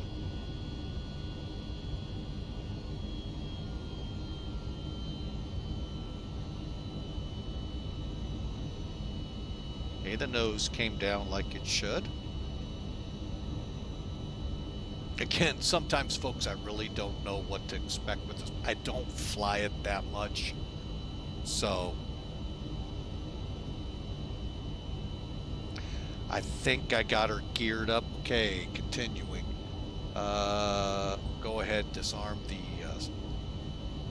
speed brake again. Make sure you use the handle, push it down. Stabilizer motion. Flaps up. Should see slats.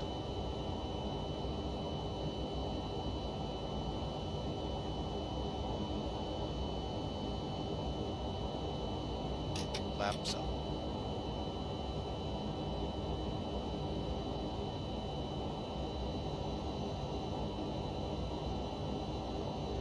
EAD checked. Okay, auto brake is still on. We can go to here. Move that to off. Seatbelts and engine ice is good. And we're on our way, folks. Let's make sure we make the turn.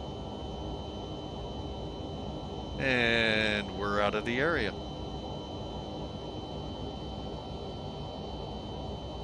You can set the frequency all you want, folks, but you gotta push the transfer switch to get it to come online.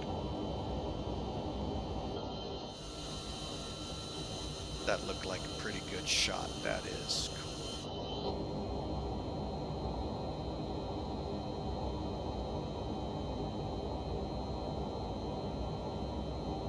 Like I said, folks, you think Airbus in this plane, you're gonna be pretty close. I hate to say it. I know that upsets a lot of people because they think Boeing, but really, if you think Airbus mixed with a little McDonnell Douglas, not Boeing, you got this plane piece of cake at that point.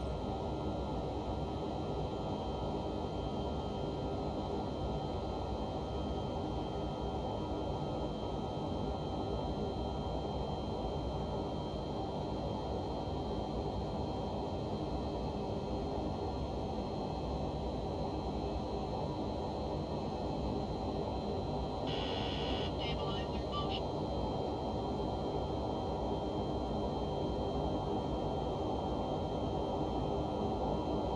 And we are accelerating.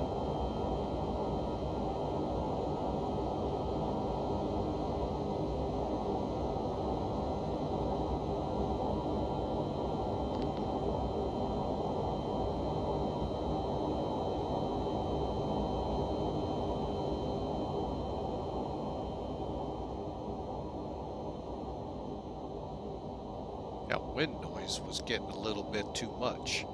Alright, so after takeoff, we are good to go. We can turn the external lights off. Let's get up here and do it the easy way.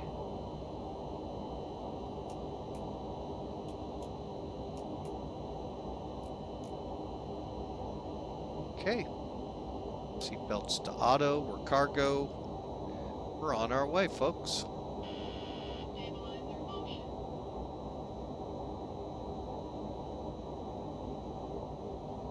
All right, our next thing on our list here, folks.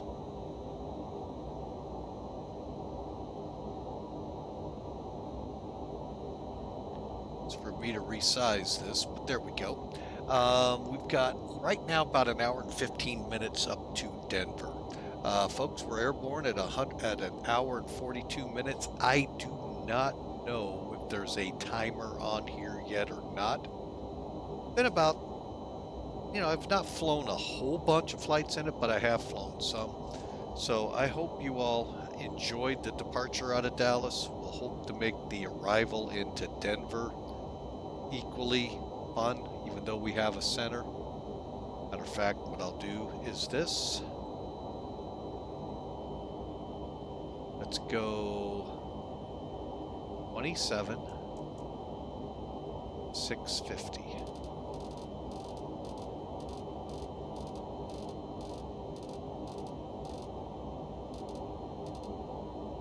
Okay. And on we go, folks. Through, not even sure what out. That's the other, wishing I could get it to blow up for these older folks with older eyes.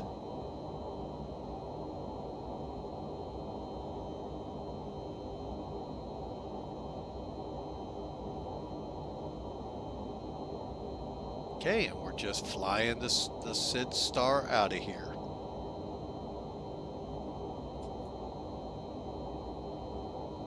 Just put us at transition level. Just doing a quick come down here and check. Do I have a wing light? No.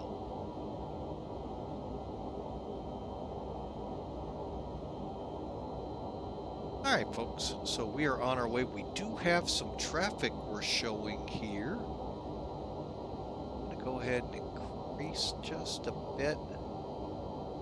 Let's see what we're dealing with. Here they are. Oh, they're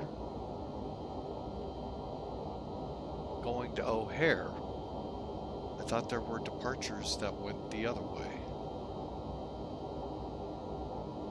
Oh well. As they so wish.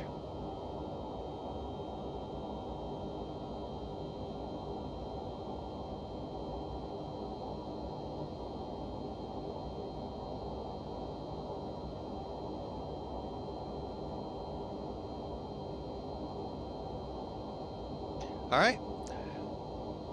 Well, let me kind of explain a little bit why we were so tardy in getting on channel today.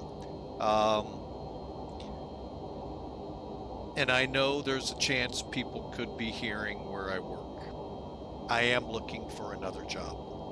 So that's what I was doing.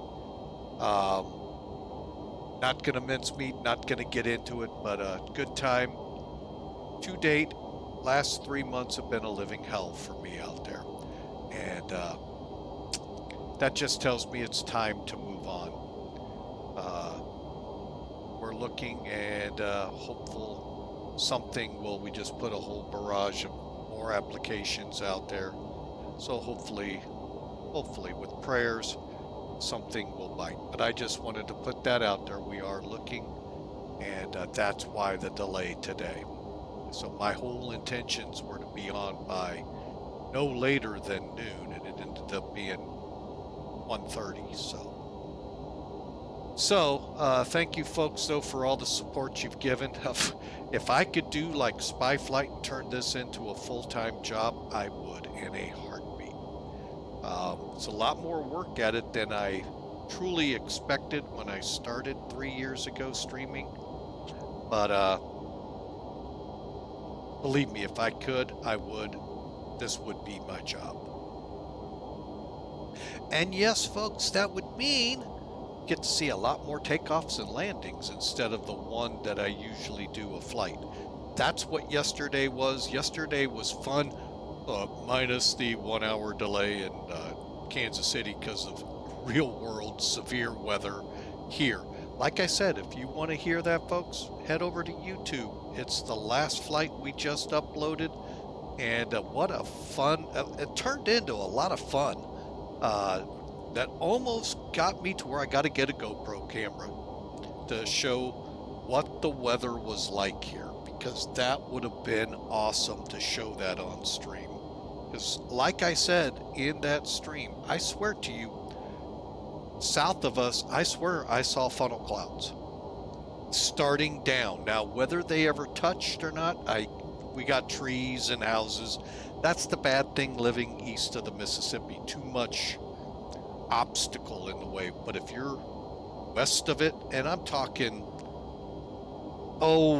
like for Missouri, Columbia, Jeff City, down to Rolla, west, folks, it's a lot easier to see tornadoes, severe weather coming across the plains than here because of all the trees and buildings.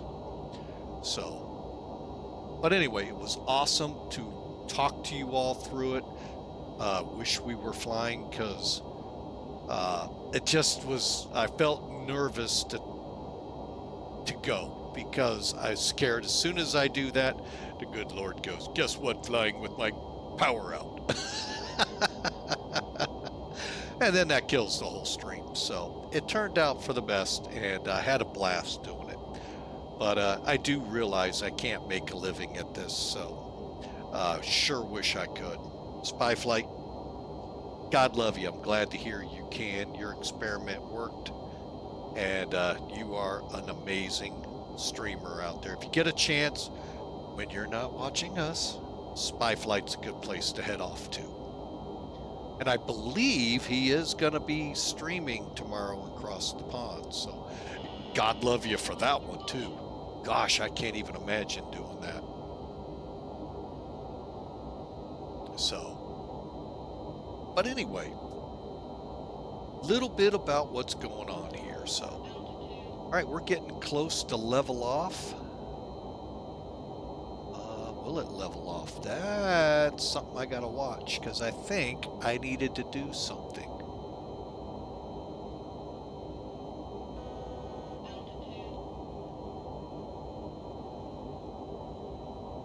Oh, it is. Okay, good. It's nosing down.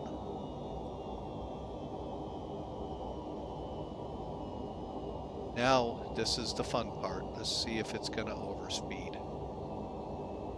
Nope. Oh my goodness. I actually did it right this time, folks. Oh my. And we actually did better than we do in the 747. We're through the after takeoff checks. Everything came alive like it should. Wow. This is awesome. All right. So we're turning on course for Denver. So, like I said, I would love to make this career. I don't know if you want to use the word a career, but a job for now. But I know better. So, but thank you, folks, for sticking with us. It's been, like I said, you have been the saving grace these last 3 months that I've been going through at work. Being able to get online here, work with you. Few appointments I've had to deal with, not related to finding a job, but related to my health that had to be dealt with. And so it's all part of what, I like to say is growing old. And as one guy where I work at says, but you hear me going through, folks, just think it's coming to you someday when you get this old. The curse.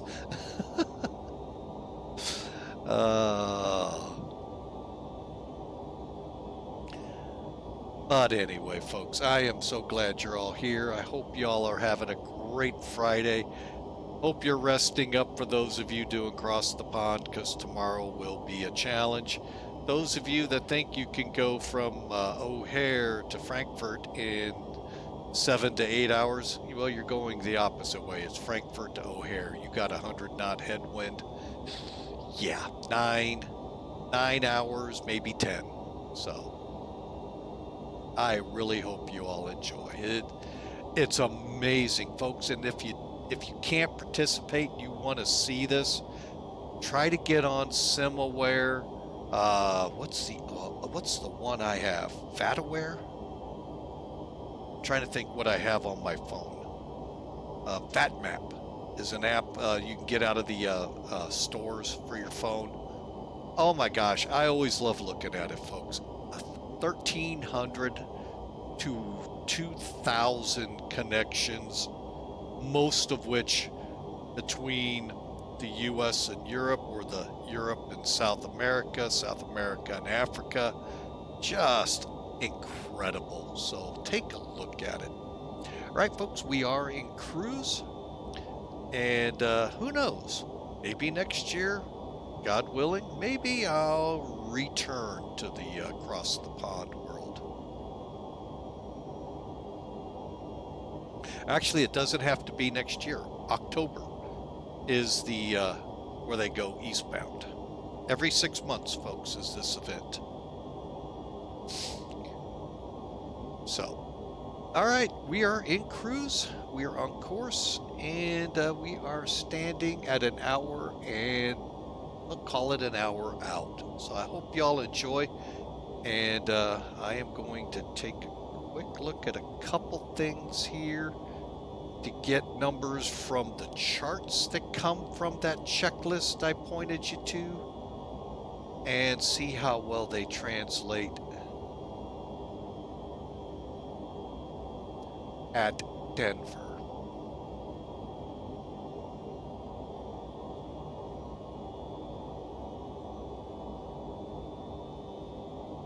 Wow, that's a lot of information.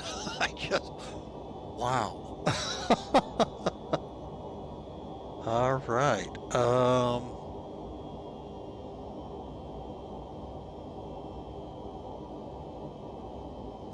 Oh, and this stuff's in meters.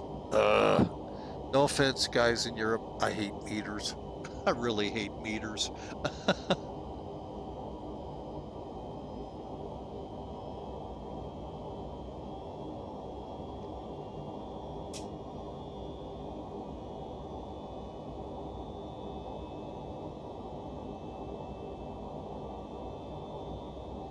But everything is going well here, folks. That's kind of scary for me.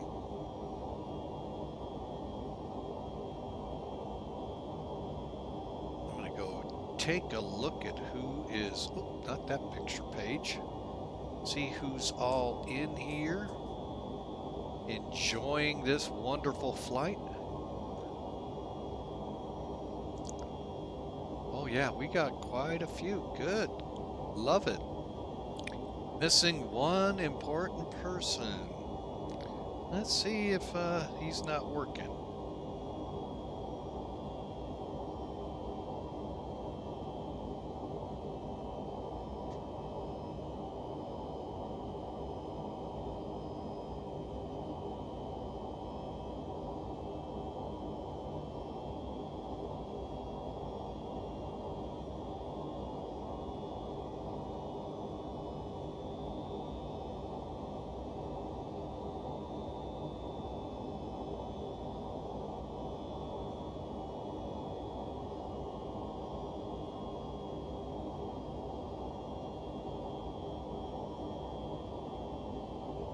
All right, just a little teaser. If he can't make it, I understand how work can be.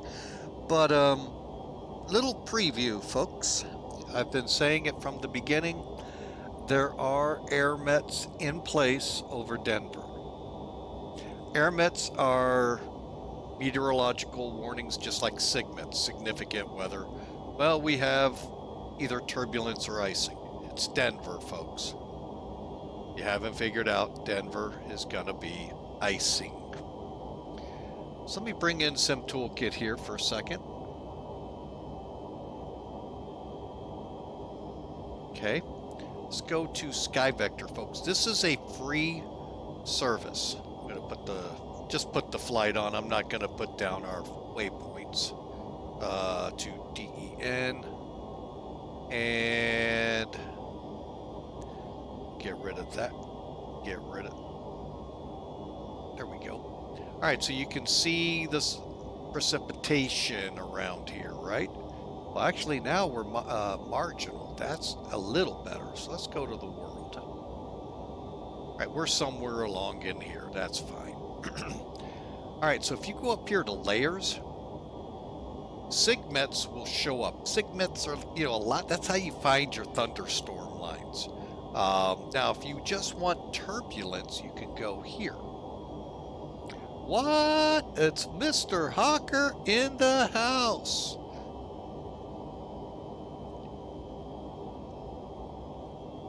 Oh, that's great what I just did. Oh, hang on.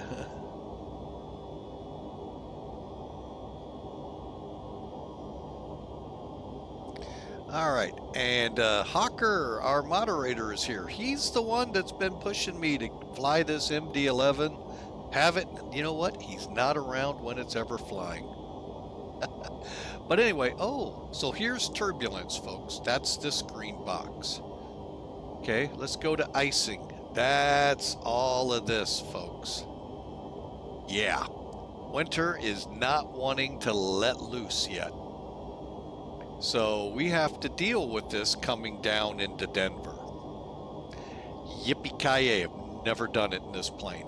When I did it one time in Toulouse, oh yeah, we ended up in the ground. It iced up even with the equipment on. I don't know if that was a bug. at the time it's been fixed. I have no idea.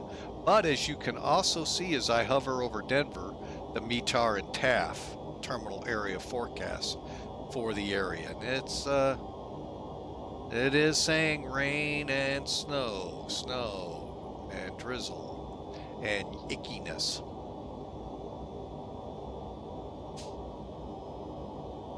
No, I always knew how to fly it, Hawker. That's the problem. That's why I wasn't a fan of it. All right. Thank you, sir. Thank you. There he goes.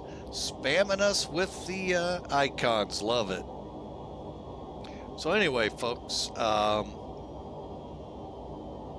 that's what we have ahead of us, AIRMETs. The AIRMETs are basically, hang on, usually you can click on, there it is. Ice and freezing level valid. AIRMET for ice. We had others saying rime and all of that good fun stuff. So we'll have to make sure everything's turned on before we begin our descent. So yeah, this is what we have ahead of us. Besides Denver Center.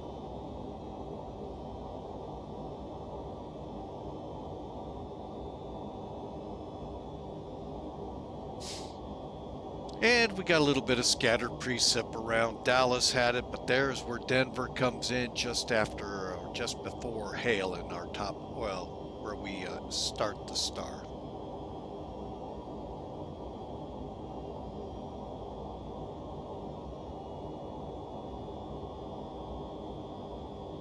All right, like I said, just for a few minutes we had that up. All right, so let's kind of kick back for about 10 or 15 minutes here. We'll get into the arrival brief and hope for the best on this fun flight to Denver.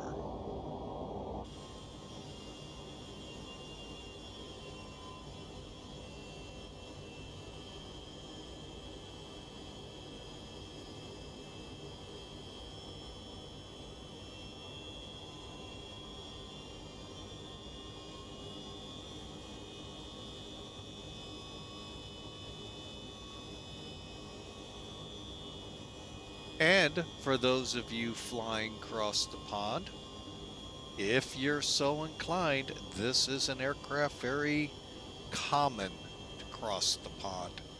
UPS would probably go to Cologne, Germany, London, coming out of Stansted, headed for Newark or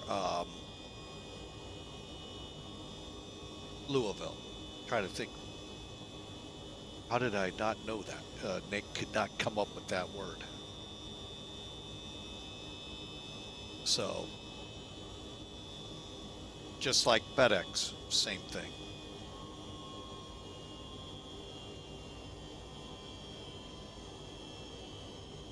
So again, glad to have you all aboard. Welcome to Flying with Mike. Hope you enjoy the flight. We'll see time-wise what we have on the ground. With me working tomorrow, I try to be careful pushing too many flights. Plus, I want to spend some time with the family today, but yeah, we'll be there shortly, folks. We 55, can't drive 55. Oh, sorry, folks. I ought to leave that to Van Halen, shouldn't I? Or Sammy Hagar, however you want to say it.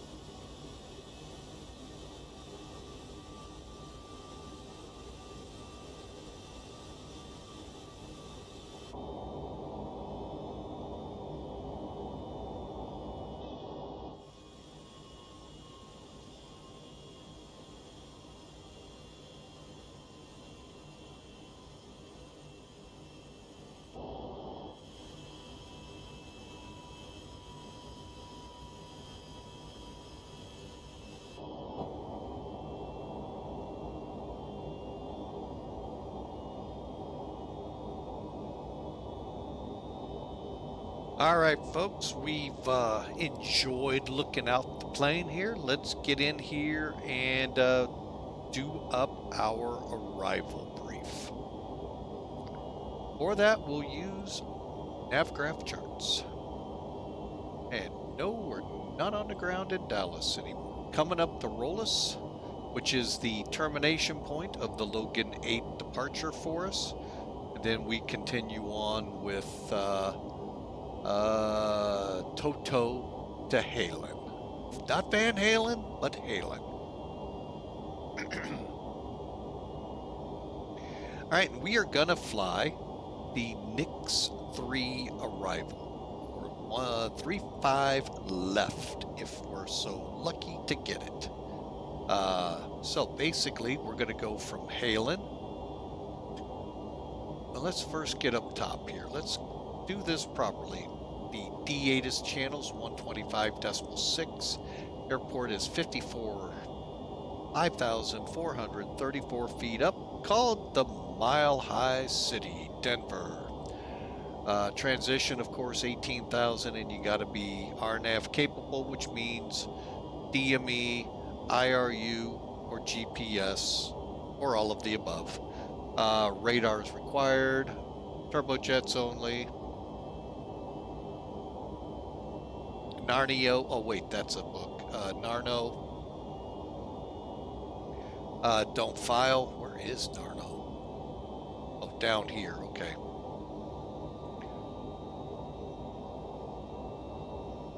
And we'll get our initial runway on our initial. We'll get our runway on our initial contact. Okay. So basically, like I said, we're going to fly HALEN, Corn, Idle, Nix. Nix, we need to be between 22,000 and 19,000. Hagar, 20,000 and 15. From there, hang a left to Boston, the Boss, and enter the ILS approach. Boss is 210 and 12,000.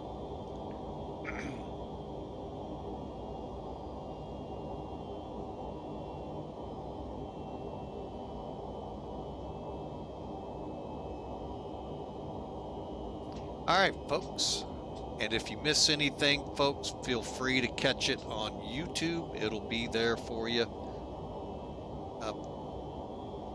Hopefully I'm not disturbing the little one behind me. Okay, so Boston 210 and 12. Okay, pretty simple departure arrival. From here, we switch over to the ILS 35 left. That's what we're planned for. So up here at the top, here's our frequencies. Denver Tower 124.3. This is usually common traffic. However, we have center at the moment. Maybe that'll change. While we're thinking about it, we do have a VATSIM, so that does mean we have control of some point for arrivals.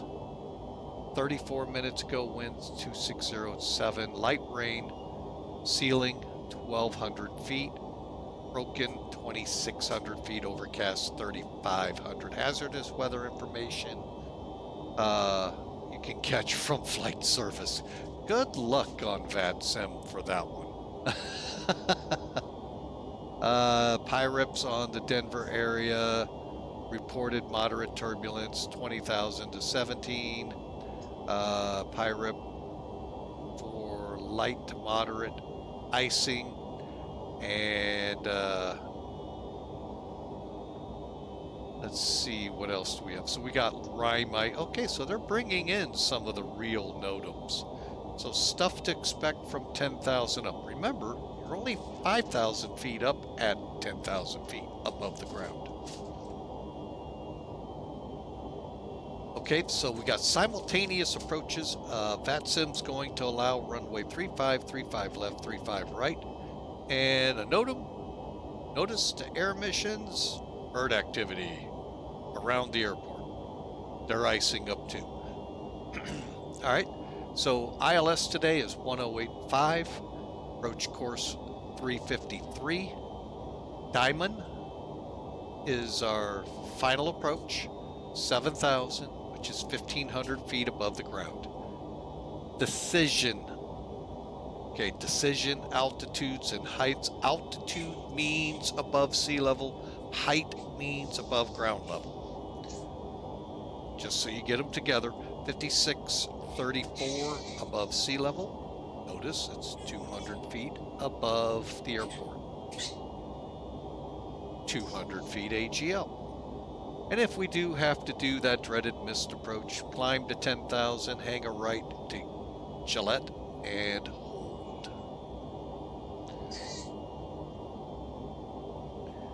All right. Again, we're going from Boss, 12,000 feet, 210, to Epic, to Cooper, Chap, mandatory 12,000. So we're not going to do any descending at that point. Chap is 19 mile, or Chap. Krupp is just under 20 miles out from the field. I'm trying to find what 1 means. Approach transitions to Krupp. Okay, from Krupp, Chola, Celeb, and Diamond. Remember Diamond? Diamond up here said 7,000, 1,566 feet above the ground. Okay, the page and then the runway. Also notice high terrain. Got to be mindful of this, folks. 6,500 feet, MSL 6,000. You know, got to be careful of this. However, from Krupp, we'll be descending to 11,000, down to 10, down to 9, down to 7 beyond the glide slope. Okay, pretty simple approach. Really nothing to really get our knickers all worked up over, other than the icing. Again, minimums when we're looking at a chart. One thing about that, folks, when you look at a chart and the METAR says, hang on, 38 minutes old. Okay, we got 2707, 9 miles, light rain. Broken 1200, broken 2600, overcast 3500. Some people actually think that's above sea level. I'll let that sit for a second. Well, if it's above sea level, for those that think that, think long and hard. Folks, the airport sets here 5,400 feet above sea level. How do they know the clouds are under them? METARs are above the ground. Okay, METARs are above ground level. So, that's how you determine this. So, just now, 5634, that's just a simple thing to look at here, folks. Let's see here. That's what's on the tape here. It's real easy to see. However, I can set that decision altitude right now to 200. We'll do it after the charts. Okay, so you get the drift here, folks. We're going to set it, the barrow, to 5634. Which is the exact same point in the sky as 200 feet AGL. So as you're descending down, looking for the runway, if you drop below 200 feet, hopefully you've briefed Cat 2, Cat 3, so you can bring it in all the way and land. Okay? Because when you've got a ceiling and your visibility limits pushed, you got to be on the right charts, which are going to be identical except your minimums. So it's above ground level. So we need at least 200 feet on that METAR, broken or overcast, and a half mile. And it would be nice if the RVR was 18 or higher. Anything below that, we go to this chart. Cat 2, Cat 3. And you notice all of a sudden for Cat 2, things are really down there. 100 feet. and an RVR of 12. or RVR 3. And your auto landing, folks. Okay, flat out, you are not flying the plane. The plane is doing all the work.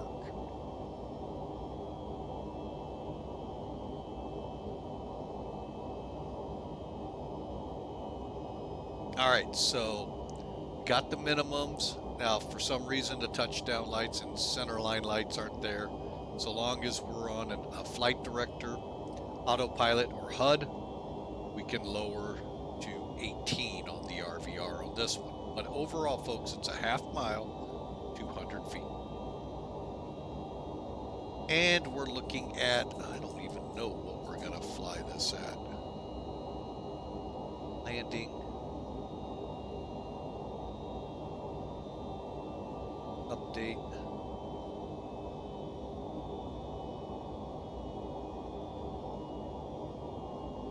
All right, we are definitely wet. Definitely shows auto land, medium, all the anti-ice we can find on.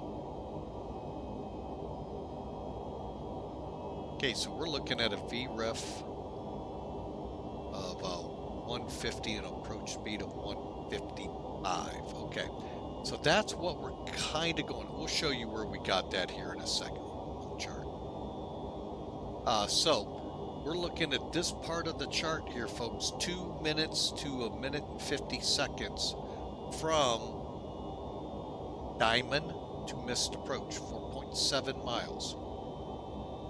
At that time, and if we're not below 200 feet, we go around if we don't see that runway on this approach. If we suspect we will be, switch into Cat 3, Cat 2 mode, go auto land, bring her in, you're safe that way.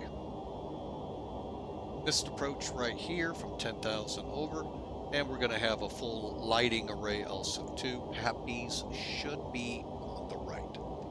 There's your charts, folks. We are currently 39 minutes out, which gotta be close.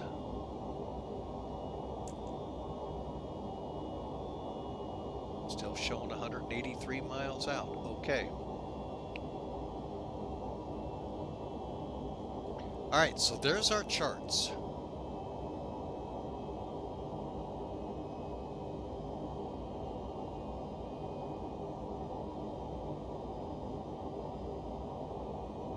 All right, now let's get our approach speed. Top Cat's the best tool for that. Now remember I told you this is payware.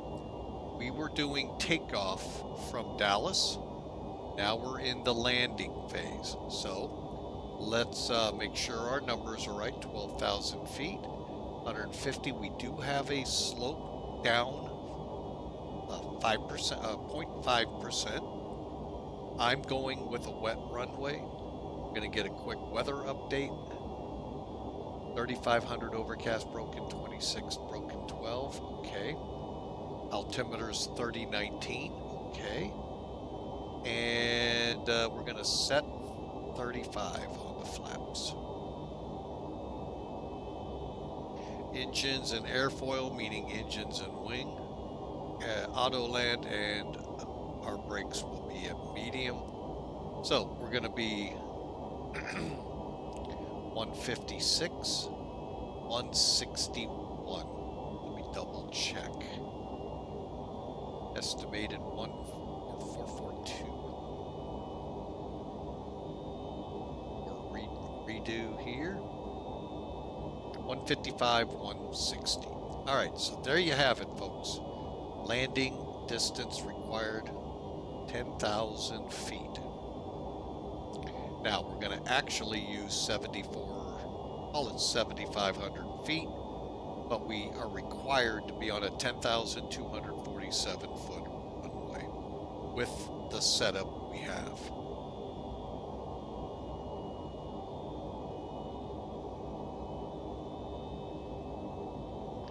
Finally, let's bring Sim Toolkit in.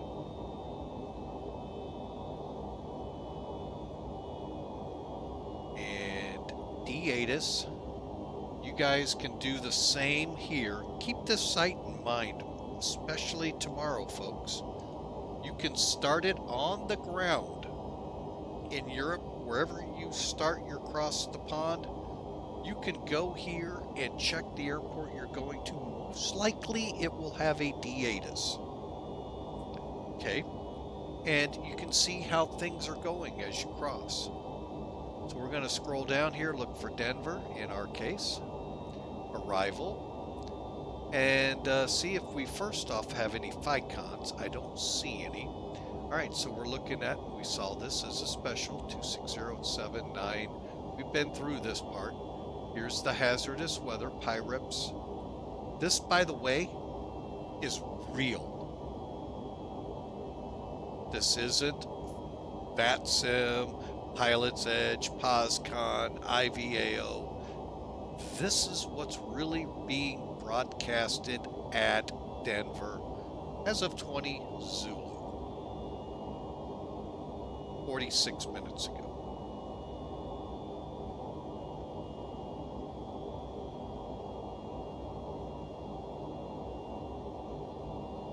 And it looks like VATSIM copied it, which is good. I like that.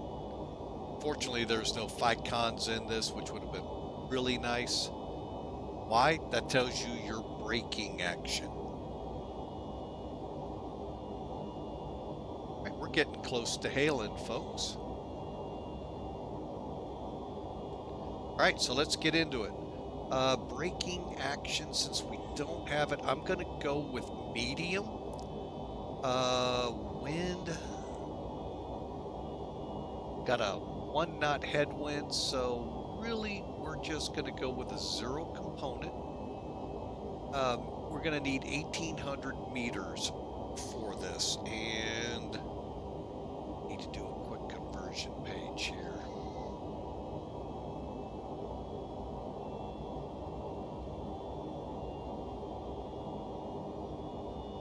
Okay, so 1,800 meters, 5,905 feet. That's flaps 35. Okay, so now we got to do some corrections.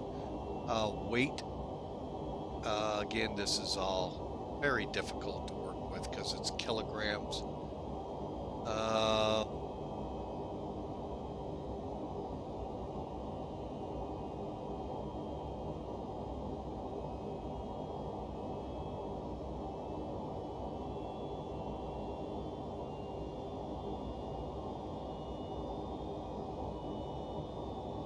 Yeah, very difficult. So we'll go with what we were given. But know that we need at least, was it 7,500 feet of runway? That's taking in the wet runway. It's 4 degrees, so it's cold, but should be water. So we'll plan accordingly. We will use reverse. And we got to add in the field elevation.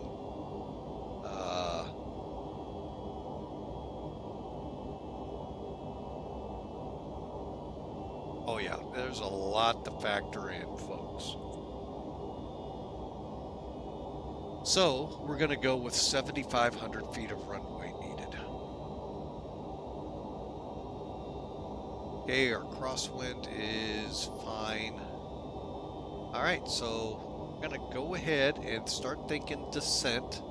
Landing distance is checked. EAD is good. We're going to be turning on wing and all surfaces, and set up our McDo here in a minute. Get down to about, well,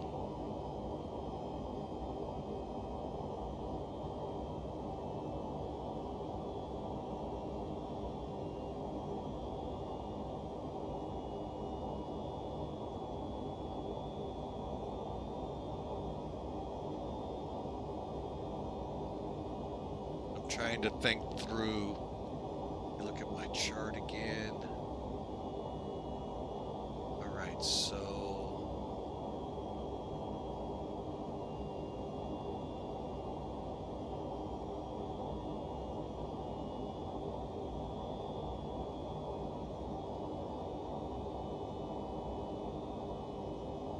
Well, we are going to be prepared to start our descent without center.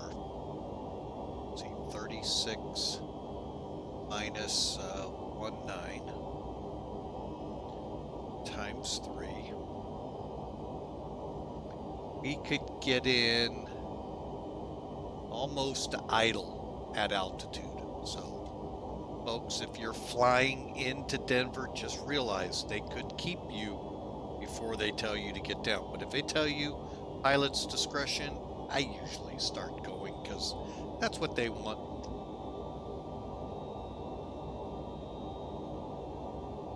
So by idle, I need to be on my by between corn and idle halfway, we need to start down. But again, thanks for being a part of Flying with Mike. Hit that follow button if you're new to the channel. We'd love to see you on our next flight. Next flight is currently scheduled for Monday. We'll put the details out as soon as I know them. I haven't sat down and thought it through yet. Try to do that here after this flight or what comes next. So, but again, I'm glad to have you all aboard, and I hope you enjoy, folks. X-Plane 12, we're all foaming at the mouth for X-Plane 12.1. Should be out here sometimes, you know, soon. It's the big word in the sim world, soon. Trademarked by Downwind Sim. So,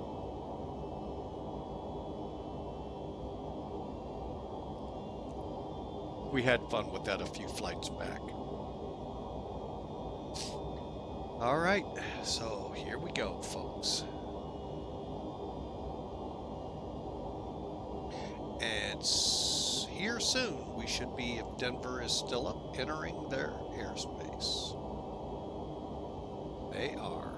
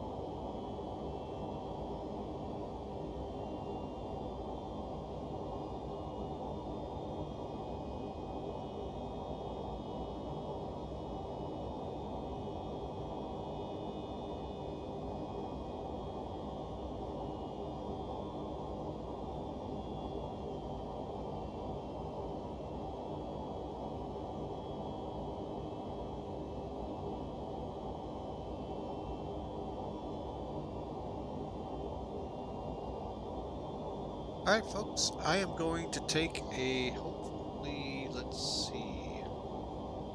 I think I can get this quick bathroom break in. Oh, I'm going to wait till I get on with. I'll be right back, folks.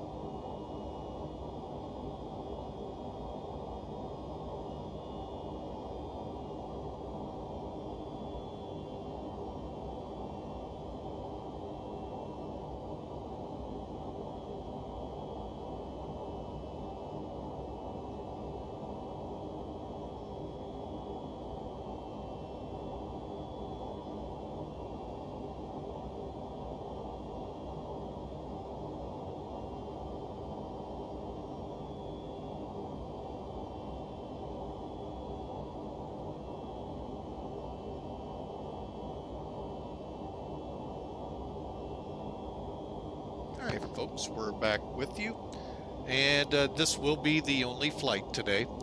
Just got my marching orders. The CEO has spoke.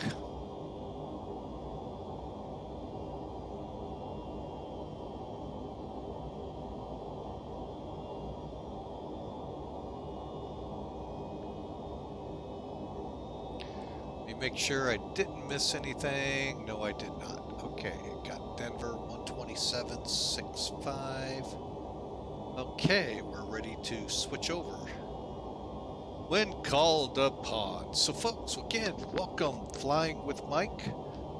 Sure appreciate you aboard. Again, been flying since, well, got a private pilot's license back in the early 80s, I believe around 1983. Fortunately, I stopped flying in 1985 when I just realized, you know, I was just lost at that young of an age. And anyway, life took over and I went on, joined the Air Force, drove a truck.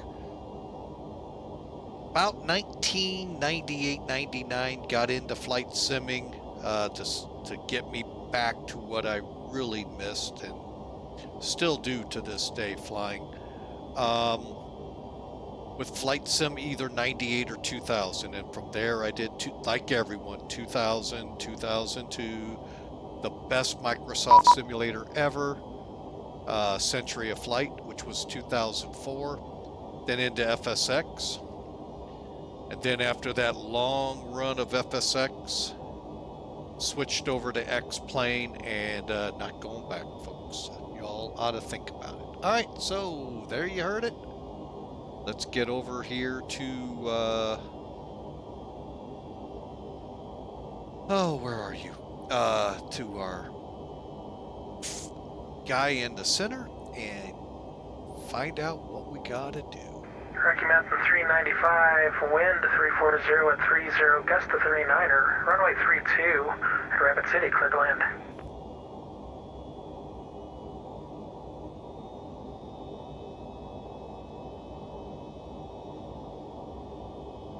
Southwest 341 at Teller, cleared ILS, runway 34 right approach. Call from the ILS at 34 right, ILS approach, Southwest 331.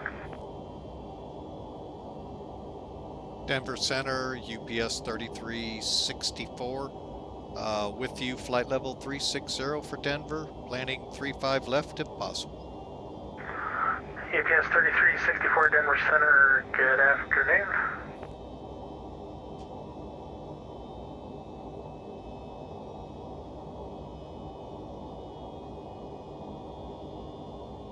I am 3364. Boy, I got that right. I was guessing, as you guys could tell. Tower 124, 300. Get that set just in case.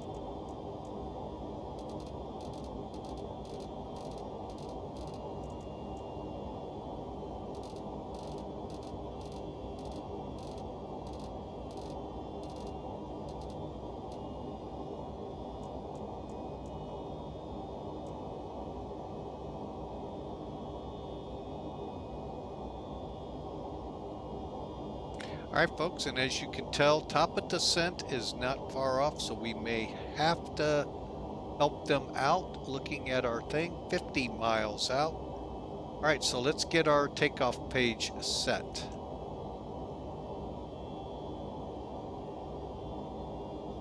Or it should be already set for us, but let's find out.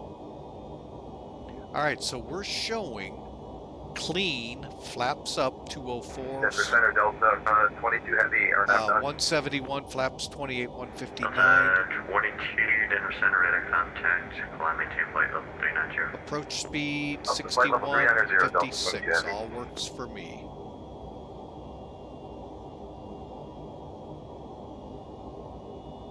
I'd like to get rid of that yellow thing, but it won't let me.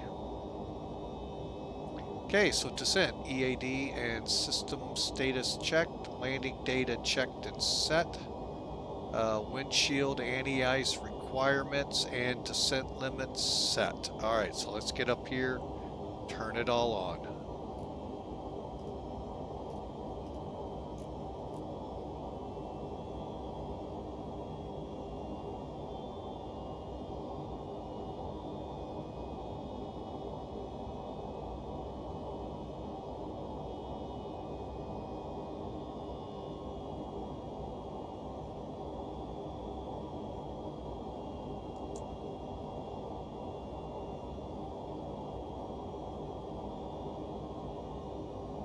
Okay, we are getting close, folks.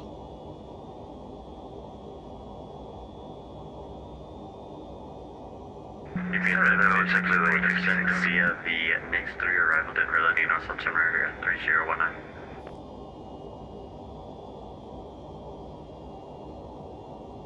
I think that was for UPS 3364. We'll descend via the next 3. Roger. And with 215 check altitude, altitude increase flight level 400, your assigned altitude is flight level 390.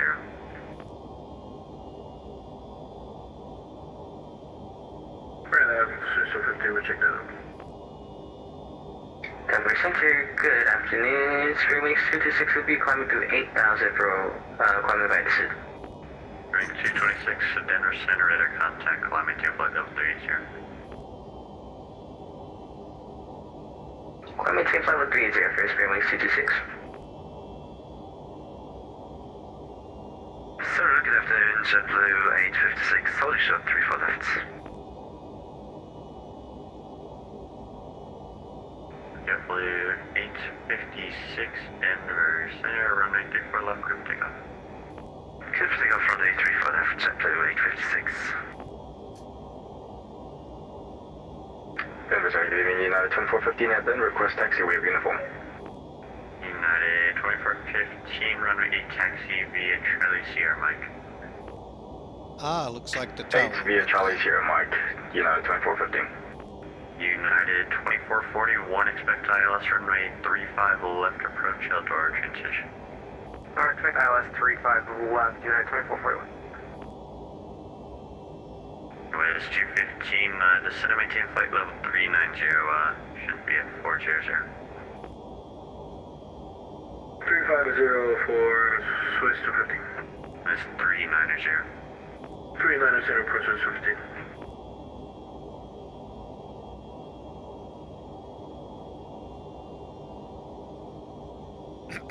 Okay, folks, we're within 20 miles. I need to get us down to 19 by Nix.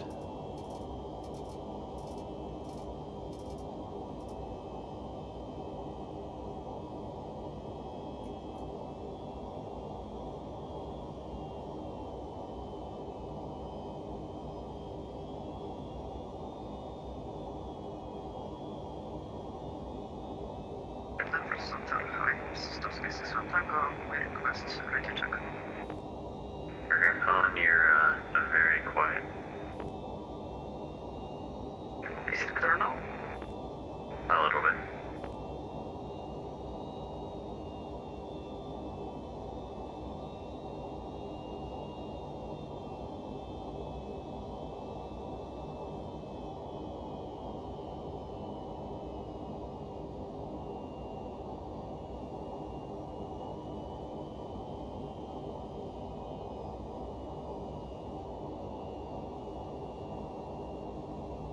All right, folks, we have begun our Denver descent. Center, United at 617, ready to taxi.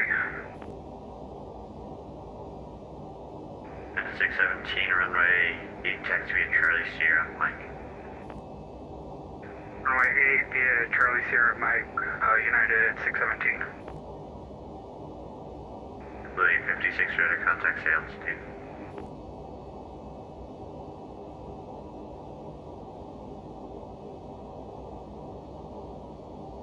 JetBlue 856, radar contact, say altitude.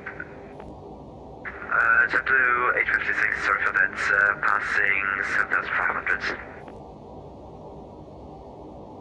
Blue 56, roger, climb and maintain flight level 380. Climbing 380, JetBlue 856. Rocky Mountain and 395, you can make that first left taxi to Park AP Alpha.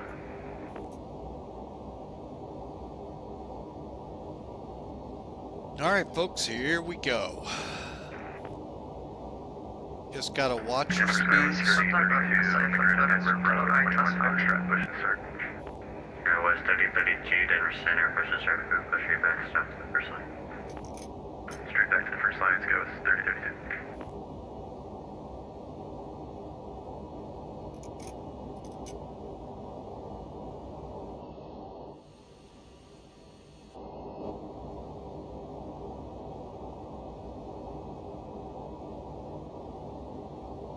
Okay, at this rate, okay, this is, this hockey stick here, folks, is telling us that's where we'll reach 19,000.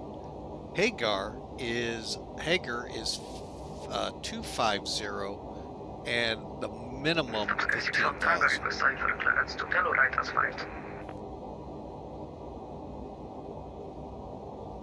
And then Contact also down there. just off the scope, Boston 13, and minimum is 13, but we gotta be below 14. Denver Center, Southwest 341, fully established on the ILS for runway 34 right. Southwest 341, runway 34 right, clear to land. Clear to land, Southwest 341. United 2441 at Eldora, cleared ILS runway 35 left approach. At Eldora, cleared ILS 35 left, United 2441. Person requesting air for clearance to tell you at the same call sign Millennium.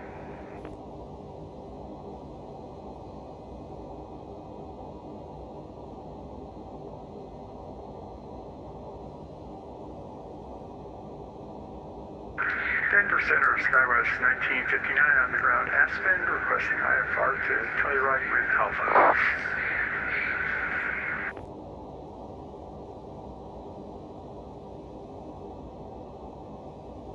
Dallas 1959 Denver Center, you're clear to the Telluride Airport, Lens 9 departure to Lens on S-Val. Maintain 16,000. Departure with me, Squawk 5122. We are cleared to Telluride via the Lens departure, climb 16,000, spark 5122 for Skywest 1959. Kitty Wicket, expected runway for departure, please. Is formation Alpha, is correct. Information Alpha, we had that for the Skywest 1959. Alright, I may take over speed here. Reason being, I gotta be at 250 at 61 Tango, Hagar. request cipher clearance to Telluride asphalt, on ground, in Aspen on gate 5. Aircraft call and say call sign only. Top Sky 61 Tango.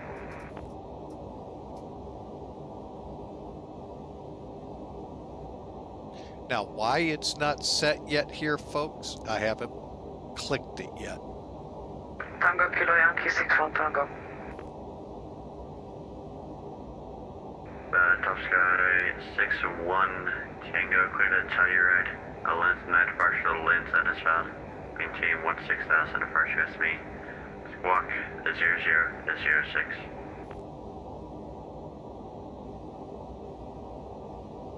Top Sky 61 Tango, cleared to Telluride asphalt, departure procedure from runway 33 Lens 9 and transponder code 0006 and climb to 16. And Top Sky 61 Tango, it's not as filed, it's Lens 9 departure to Lens then as filed. The rest read back is correct. Call for push if you need to push on to Alpha.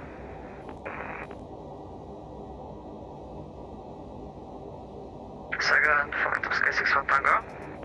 It's not as filed for the whole thing, it's Lens 9 departure to Lens then as filed. The rest read back correct. If you need to push on to Alpha, then call to American 4875 and 370. Denver Center, yeah, 2415, holding short 8. 4415, runway 8, clear for takeoff.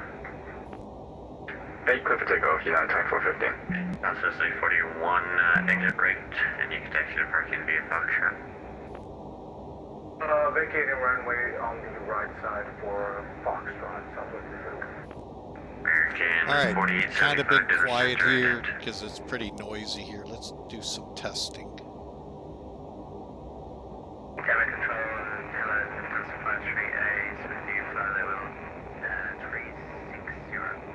Runs at 538, you're just now leave Myers Space Transfer, advisory frequency approved. Denver Center, United 584 is on the ground, Hayden, negative PDC, FR to Denver.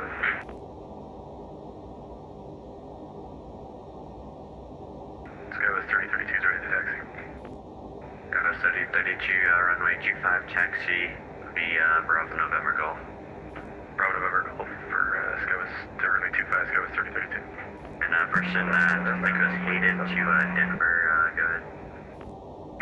It's United 584 on the ground at Hayden, negative PDC, IFR to Denver. 584, you're clear to the Denver airport via asphalt to maintain 16,000, expect flight level 210, 10 minutes after departure. Departure with me, squawk 0015, hold for release. Clear to Denver as filed, climb maintain 16,000, 210 and 10, departure with you, 0015 on the box, United 584. Hold for release. 584, reback, call for release, or hold for release, coming number 1 short of the runway, frequency change approved. Call you holding short number 1, United 584. Denver Center, Skywest 1959, ready for push start. Skywest 1959, just verify squawk and mode C. American 4875, radar contact 3 miles northeast of the page viewer. Denver Center, hello, Canada 653, information, Foxtrot, IFR to Quebec City.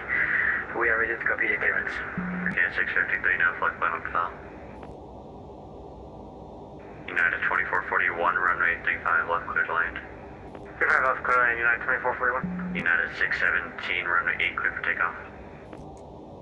Runway 8, clear for takeoff, United 617.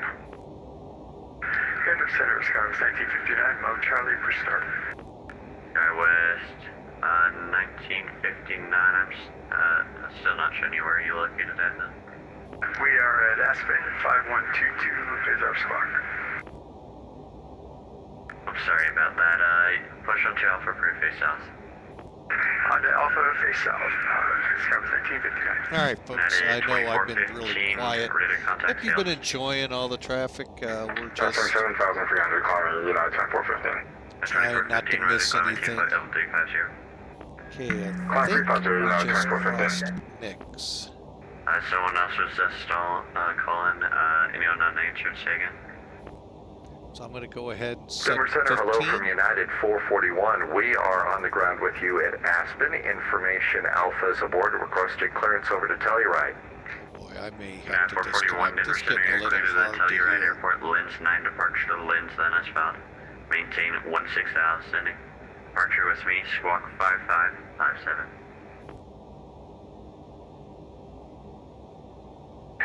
441 is cleared to Telluride via the Lens 9 departure, then Lens, and then as filed. Climb and maintain 16,000. Departures with you, squawking 5557 for United 441. United 441, read back correct. If you need a push on Alpha, go for push. Not then push your discretion. We'll call for push onto Alpha in just a bit. United 441. United 3 Kilo Lima. Leave American Salt Lake offline, frequency change approved. An American 4875, I did get your call. Denver Center, citation 226 Foxtrot X-ray with you on the Wong Z2 arrival past Dover. November 226 Foxtrot X-ray, Denver Center, ident. Ident 226 Foxtrot X-ray. United 617, radar contacts the altitude. Nice. Passing 8,000 for 10,000, United 617. And 617, roger, climb maintain flight level 350. Flight level 350 for United 617. November 2 Bravo Sierra, requesting clearance for gate for departure to KPGC. November 211 Bravo Sierra, Denver Center, where are you located at? Ramp 202, At what airport? Denver. Roger, on request. November 6 Foxtrot X-ray, radar contact 8 miles east of the Vernal VOR. Position checks, T26 Foxtrot X-ray.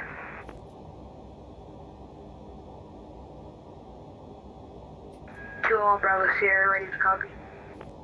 Yep, I said on request, stand by. Okay, Canada 653, we did resend to the flat land and waiting for the clearance.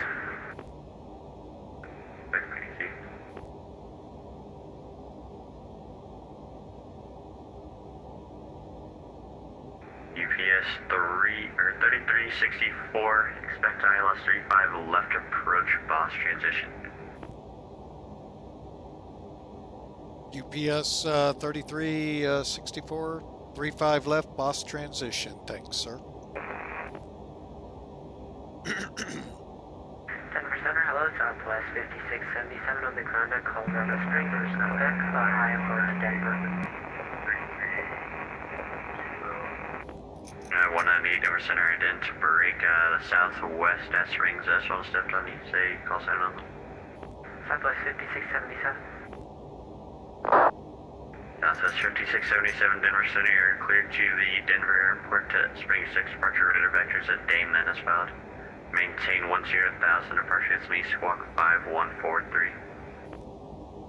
Cleared to Denver via the Spring 6 departure, radar vectors at Dane, and maintain 10,000 departure with you, squawk 5143, Southwest 5677. Southwest 5677, read back correct, call for taxi.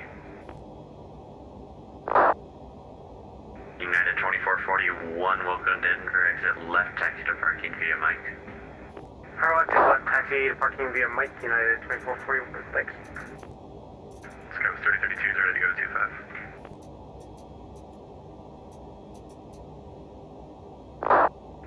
Skywest 3032, runway 25, clear for takeoff.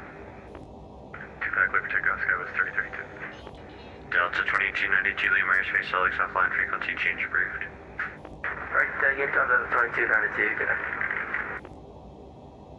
Denver Center, Skywest 1959, taxi out at Zulu Bravo, level at 270, crossing Camper.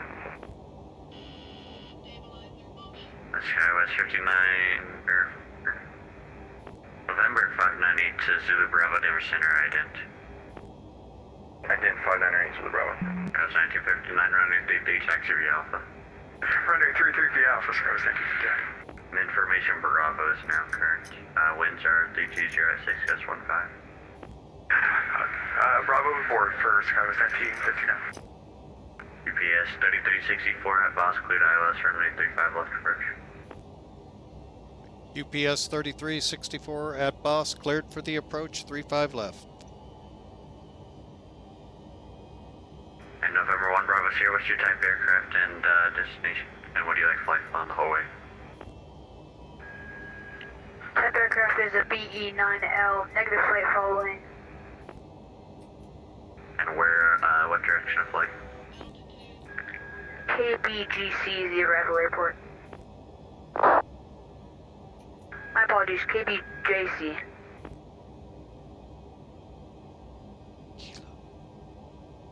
Oh, sometimes, folks, when you're asked the question, you may want to answer. Yeah, Canada and 653, sorry, we've been disconnected. We don't know if you tried to call.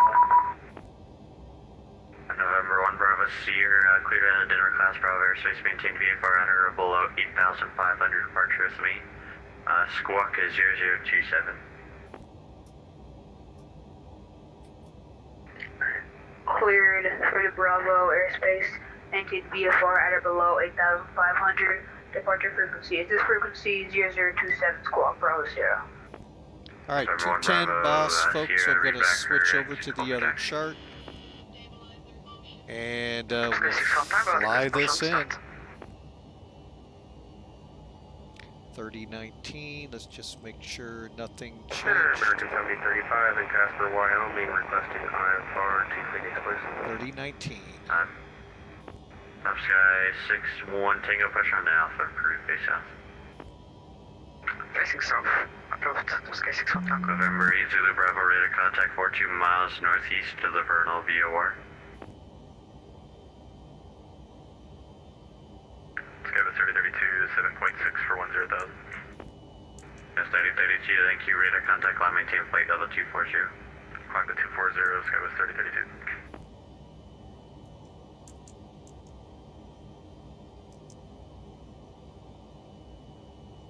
Denver Center, Rocky Mountain 933 on the ground at Springs, IFR of Denver. Requesting IFR out to Phoenix, please.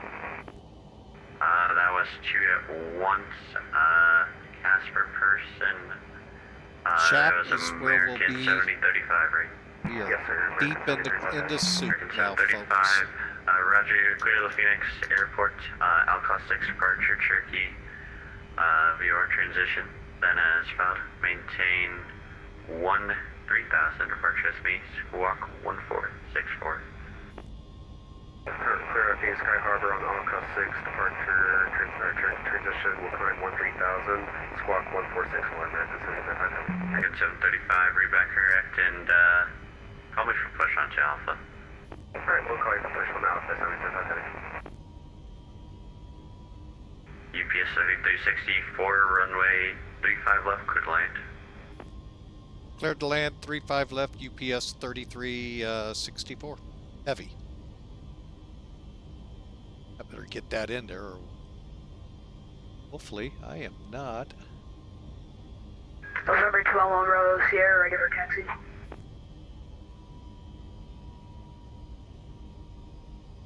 Denver Center, good afternoon, United 637, we're checking in 83 miles southeast of the Lamar VOR 360. United 637, Denver Center, radar contact as reported, welcome.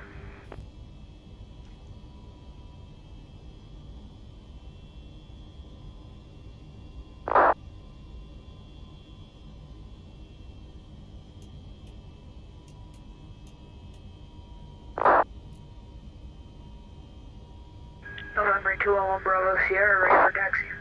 November 1 Bravo Sierra, runway 25 taxi, via Charlie November Golf. Runway 25 taxi via Charlie November Golf Bravo Sierra. November 6 Foxtrot X-ray, descend via the Longs 2 arrival. Denver landing, North Denver altimeter 3019. Descend via the long Z2 arrival, and for planning purposes, what runway should I expect for 226 Foxtrot X-ray? You'll get runway assignment as you get closer, just landing north transition, so select whatever the chart says for that.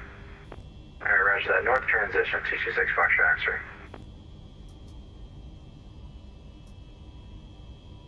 Denver Center, Skywest 1959, Aspen on the short 33, ready for departure. Yeah, it's 1959, fly the lens 9 departure to lens runway 33, clear for takeoff. Fly the lens 9 departure, clear for takeoff, runway 33, Skywest 1959. 334, the final 352. At 334, Denver Center, ident. Ident, United 334.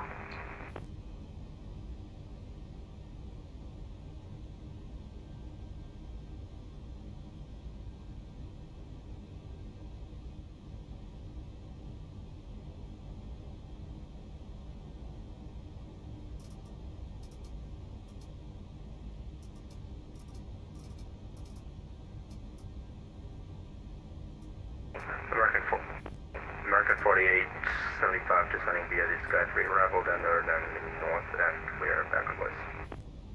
American 4875, Denver Center, thank you.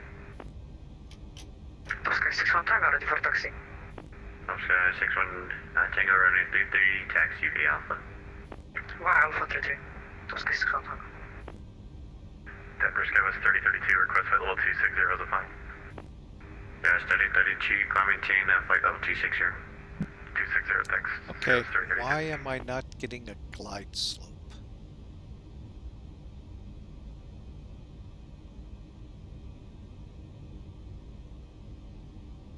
United 657, or 637, sorry, descend to via the next 3 arrival, Denver landing north altimeter 3019. Okay, we'll descend via the next 3 arrival for United 637. Denver Center, United 441 is at stand 8 in Aspen. Information Bravo is aboard requesting push and start onto Alpha. United 441, push on Alpha, approved, face south. Facing south, United 441. Denver Center, United 584 is short of runway 28 at Hayden, ready for departure. United 530, or 584, release for departure. If not, off in 5 minutes, call no later than 1 minutes of intentions, frequency change approved. United 584 is released for departure. Canada 653 with Golf, ready to push. Canada 653, push this approved, push straight back, stop at the first line. Denver Center, welcome to Zone, unit 2545 with you. At 2545 Denver Center, or Delta 2545 Denver Center, ident. Skywest 1959, radar contact, say altitude. Alright, we're on the glide slope. Climbing 9,800. Looking for the runway now. That's 1959, roger, climb maintain flight level 220. Flight maintain flight level 220, Skywest 1959. November 8 Zulu Bravo, descend via the Longs 2, arrival Denver, landing on North Denver, altimeter 3019. Stabilizer motion.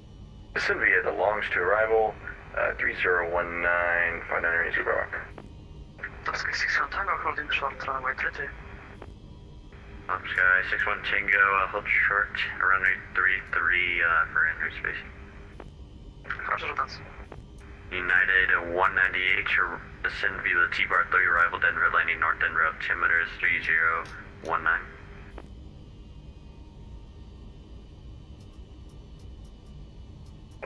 Sorry, sir. Can you repeat that? United 198, descend via the T-bar 3, arrival Denver, landing north. I believe I see the runway, folks. Alright, so we are configured, flaps 35, spoilers armed, full anti-ice on, and we'll be taking over here shortly. November 1 Bravo Zulu, fly runway heading, runway 25, quick takeoff.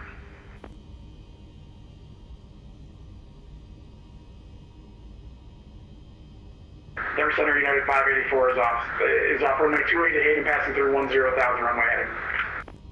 United 584, Denver Center ident. Ooh, I'm glad I've got the autopilot still, because we just almost lost the runway. We're still descending. Stabilizer motion.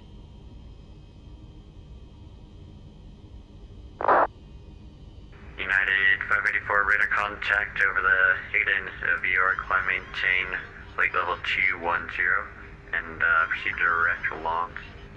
We have clearance to land, folks. I'm maintaining 210 direct Longs Unit 584. Autopilot. Approaching minimum. Landing. United 334, descend via the Longs 2, arrival Denver, landing North Denver, altimeter 3019.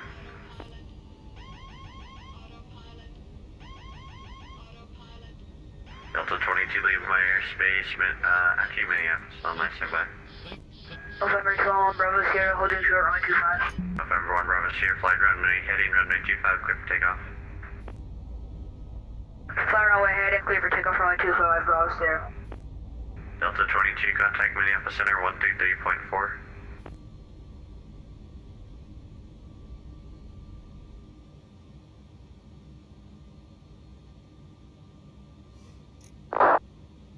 Spirit Wings 226, leave my airspace, Salt Lake's offline, frequency change approved. I really don't want to know how hard I bounced it. Denver Center, United 441, pushed and started from Stand 8 in Aspen. Bravo's aboard now, requesting taxi. And 440 on runway 33, taxi via Alpha. Via Alpha, United 441. Sky 61 Tango, runway 33, clear for takeoff, flight level is 9, departure to Lynch.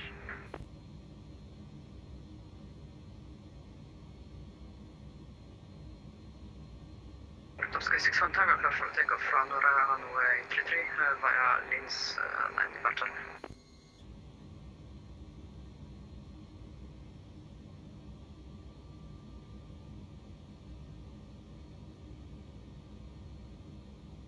Air Canada 653, ready for taxi. Air Canada 653, Denver Center, runway 8, taxi via Mike. Taxi via Mike to runway 8, Air Canada 653.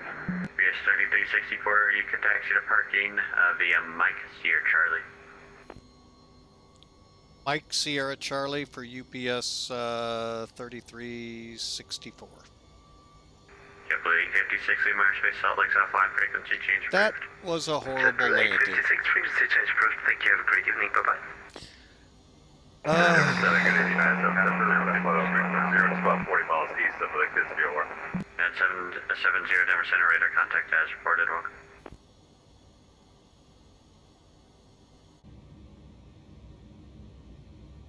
Center American 735 cast the request pushing tower now. American 7035, push on to Alpha Brief, face southwest. Face southwest. Alright, folks. Well, we made it.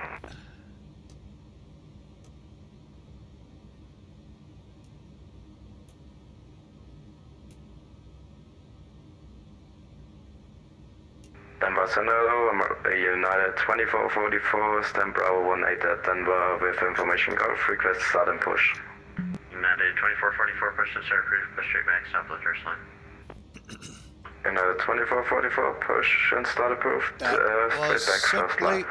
ugly, folks. And United 584, verify squawk is 0013. Negative. We have 0019, so here comes 0013. Roger that, bro. Alright, well, folks, Dodge it Sky 61 happens. Tango, radar contact, sailed. I was fixated on that thing 61 Tango, yelling at me and let off the 61 stick, Tango, running and climbing tape boy, line did level 200. gravity grab hold of her. Climbing maintain 200, Top Sky 61 Alright, Tango. let's get the radar off. And we'll keep the anti-ice for now. November 8 to Zulu Bravo, same Mach He number. said Sierra Mach Charlie. 0.5 on range of the Bravo. Roger, November 8 to Zulu Bravo, what's the greatest Mach number you could give me? I got her pinned right now, 5 range of the Bravo. Roger. United 334, turn 40 degrees to left to vectors for spacing. And the camper transition. United 334, think accepted on you, turn 30 degrees to the left to vectors for spacing. Hey, 030 left for spacing. Yeah, 334. Actually, United 334, proceed direct to Longs. Direct to Longs for 334. You're still clear to descend via. November 8, Zulu Bravo, turn 30 degrees to left to vectors for spacing and descend to maintain flight to level 230. 30 degrees to the left. Okay, after landing, 230 front areas of the Bravo. flaps, radar, auto brake. And United 334, affirm you can still descend via.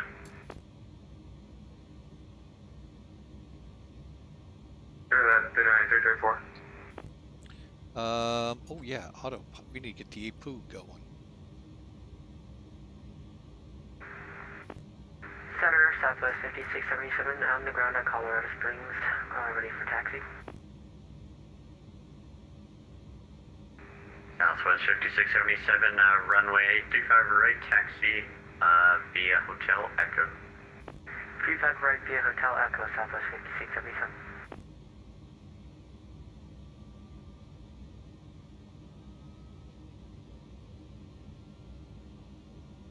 United 584, descend via the Longs to arrival Denver, landing north Denver, altimeter 3019.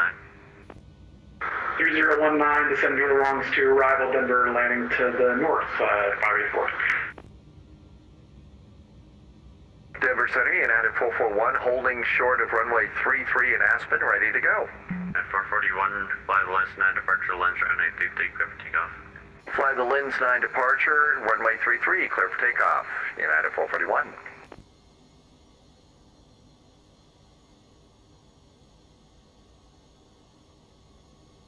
United 770, descend via the Clash 4 arrival Denver, landing north Denver, altimeter 3016.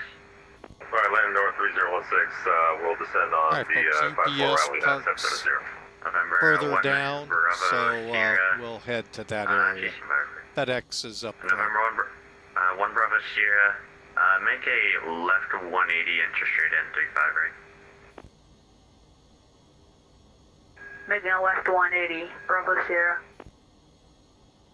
November 1, Bravo Sierra, actually just enter a left base runway 30 right. Left base runway 30 right, Bravo Sierra. Delta 22, Denver Center.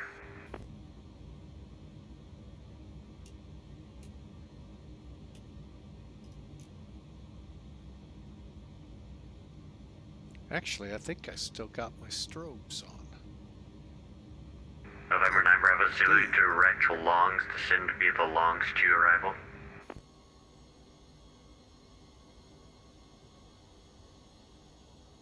Delta 2545 turn 30 degrees to left of vectors for spacing. Begin the Delta 2545. Affirm Delta 2545, 30 degrees to left of vectors for spacing. Left heading 30 degrees, 2545. And it's 30 degrees. 30 degrees. November 8 to Zulu Bravo direct longs, descend via the longs to arrival, Denver landing north. Direct longs to arrival. Denver landing north 598 Zulu Bravo. Another 2444 request taxi. Out of copy for 2 minutes. Top Sky 61 Tango approved, report back. Roger. Bravo, Bravo's here. Just pose the instruction for 30, right? It was, yep, enter left base, but, yeah, enter, I guess, left downwind works. Enter left downwind, runway 30, right? Left downwind 30, right, Bravo's here.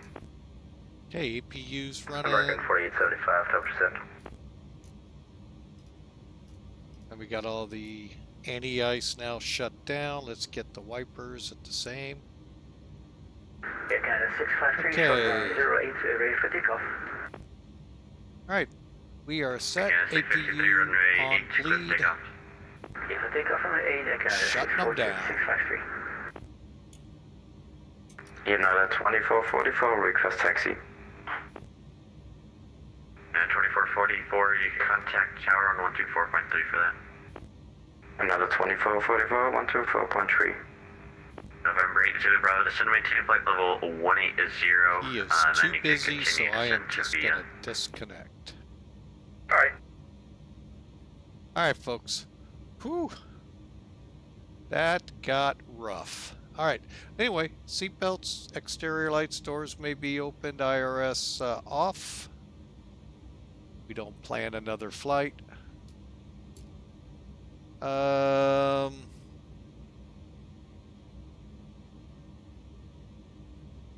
Alright, we are set to unload, folks.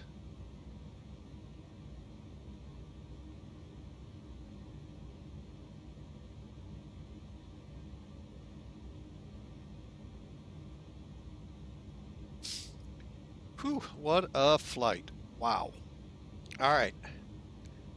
I don't have an unload, so we're not gonna unload. Alright, so there you have it, folks. Welcome to Denver on a wintry Denver day. And a pretty cruddy landing.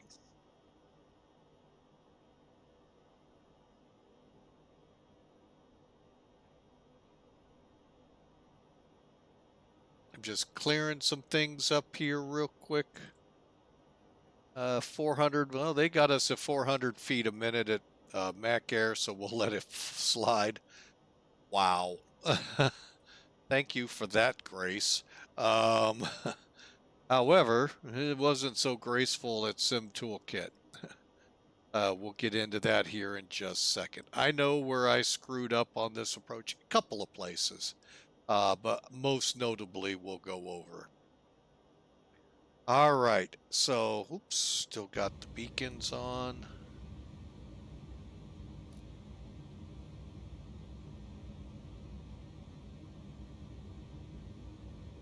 All right, so let's take a look at this arrival, shall we? Actually, do we need to?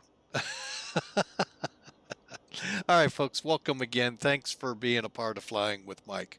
All right, let's bring in Sim Toolkit and chit-chat about this, shall we?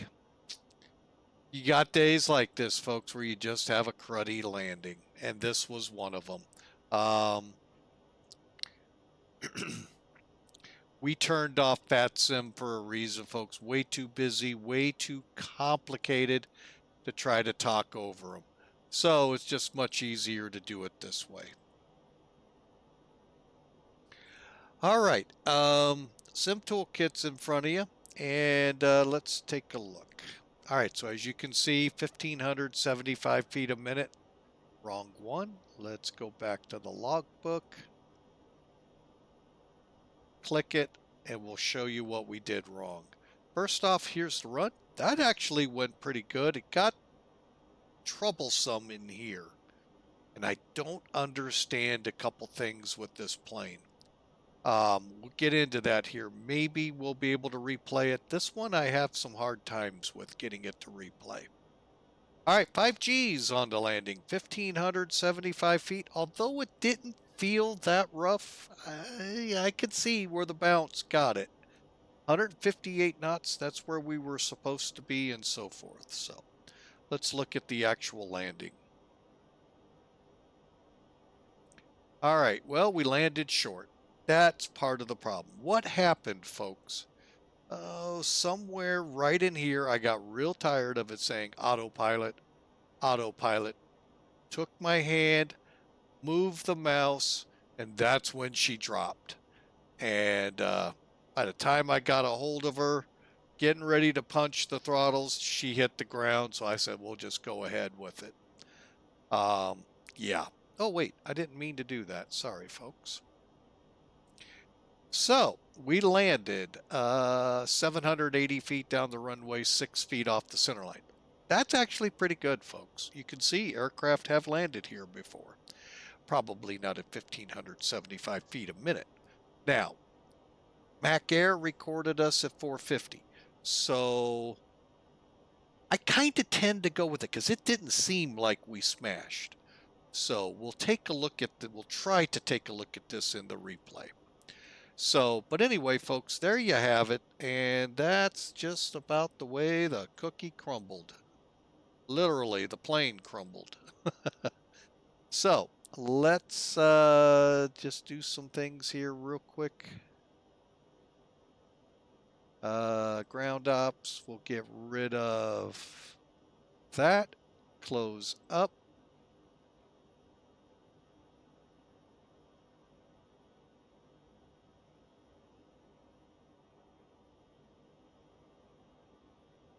And hop back. Well, you know what? We've been able to do this lately better from here. Let's see what happens. And it is not going to work. All right. So that's a bummer. When we get that with it in the center already, if I go back to it, she's going to crash to desktop if she isn't going to do it already. See?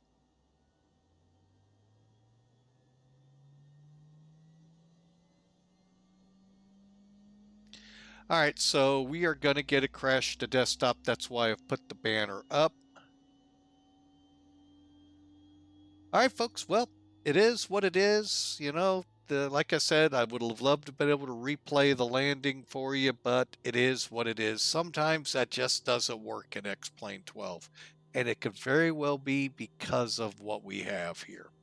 So, what we're going to do is go ahead and sign off. Hope you all have a great weekend. Enjoy Cross the Pond. Those of you that fly it. United 441 that you heard over in Aspen with the 500,000 pilots also following, that was spy flight, folks. They're headed to Telluride.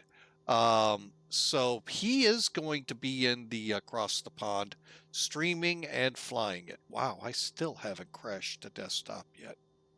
So, I'm going to go ahead and get rid of some things, see if that'll help it out.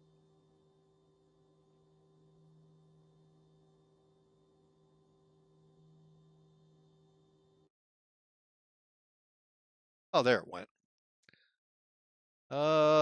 We need to submit. Okay.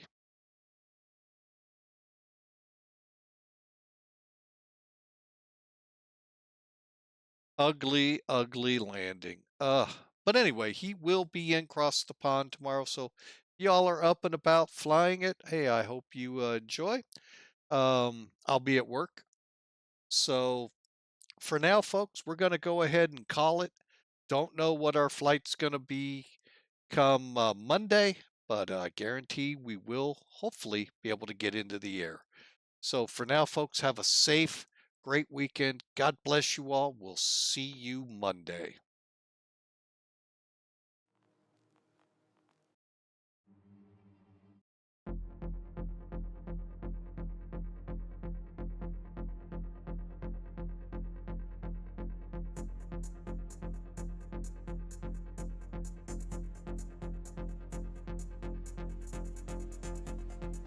And of course, Twitch. Folks, if you're on YouTube, you want to watch us live, just come on over. Love to have you aboard. Our schedule is usually here on the Twitch for you to check out so you know when we're live. Also on our Discord channel, and here's an invite to the Discord channel. That way you can see when we're live. Come on over to Twitch. We'd love to meet and greet you here. But folks, we're going to hand this off to Spy Flight, I believe. Let's see who's all up. Yeah, let's go to Spy Flight. Let you all get a flavor. He will be on tomorrow for Across the Pond, barring any other hiccups. So enjoy, Twitchers. And those on YouTube, y'all have a great weekend. All of you, great weekend. God bless.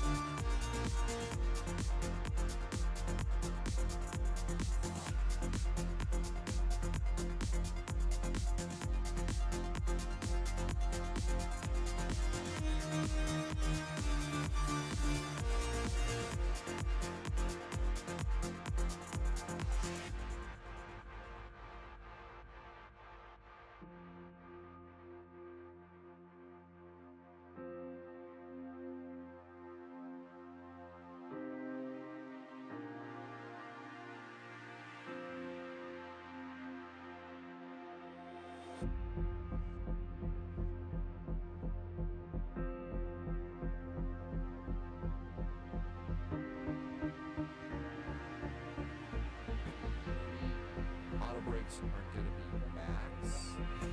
Reverser is all operational. And I'll see what it does when it blows up in my face. Oh, okay. So max auto brakes, we should be hitting the first max line. So sadly.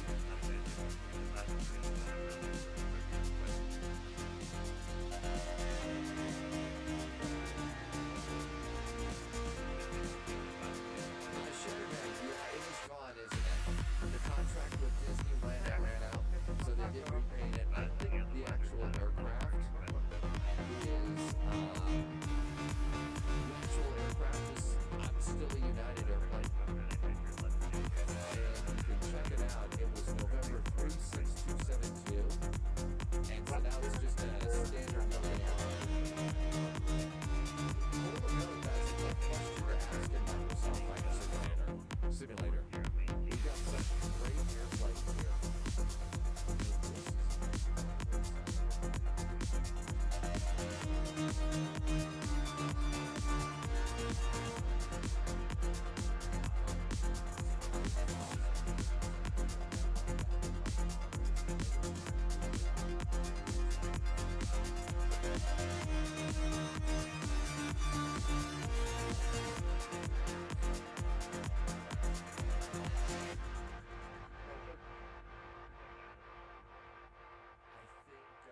MD-11, which is getting pretty good.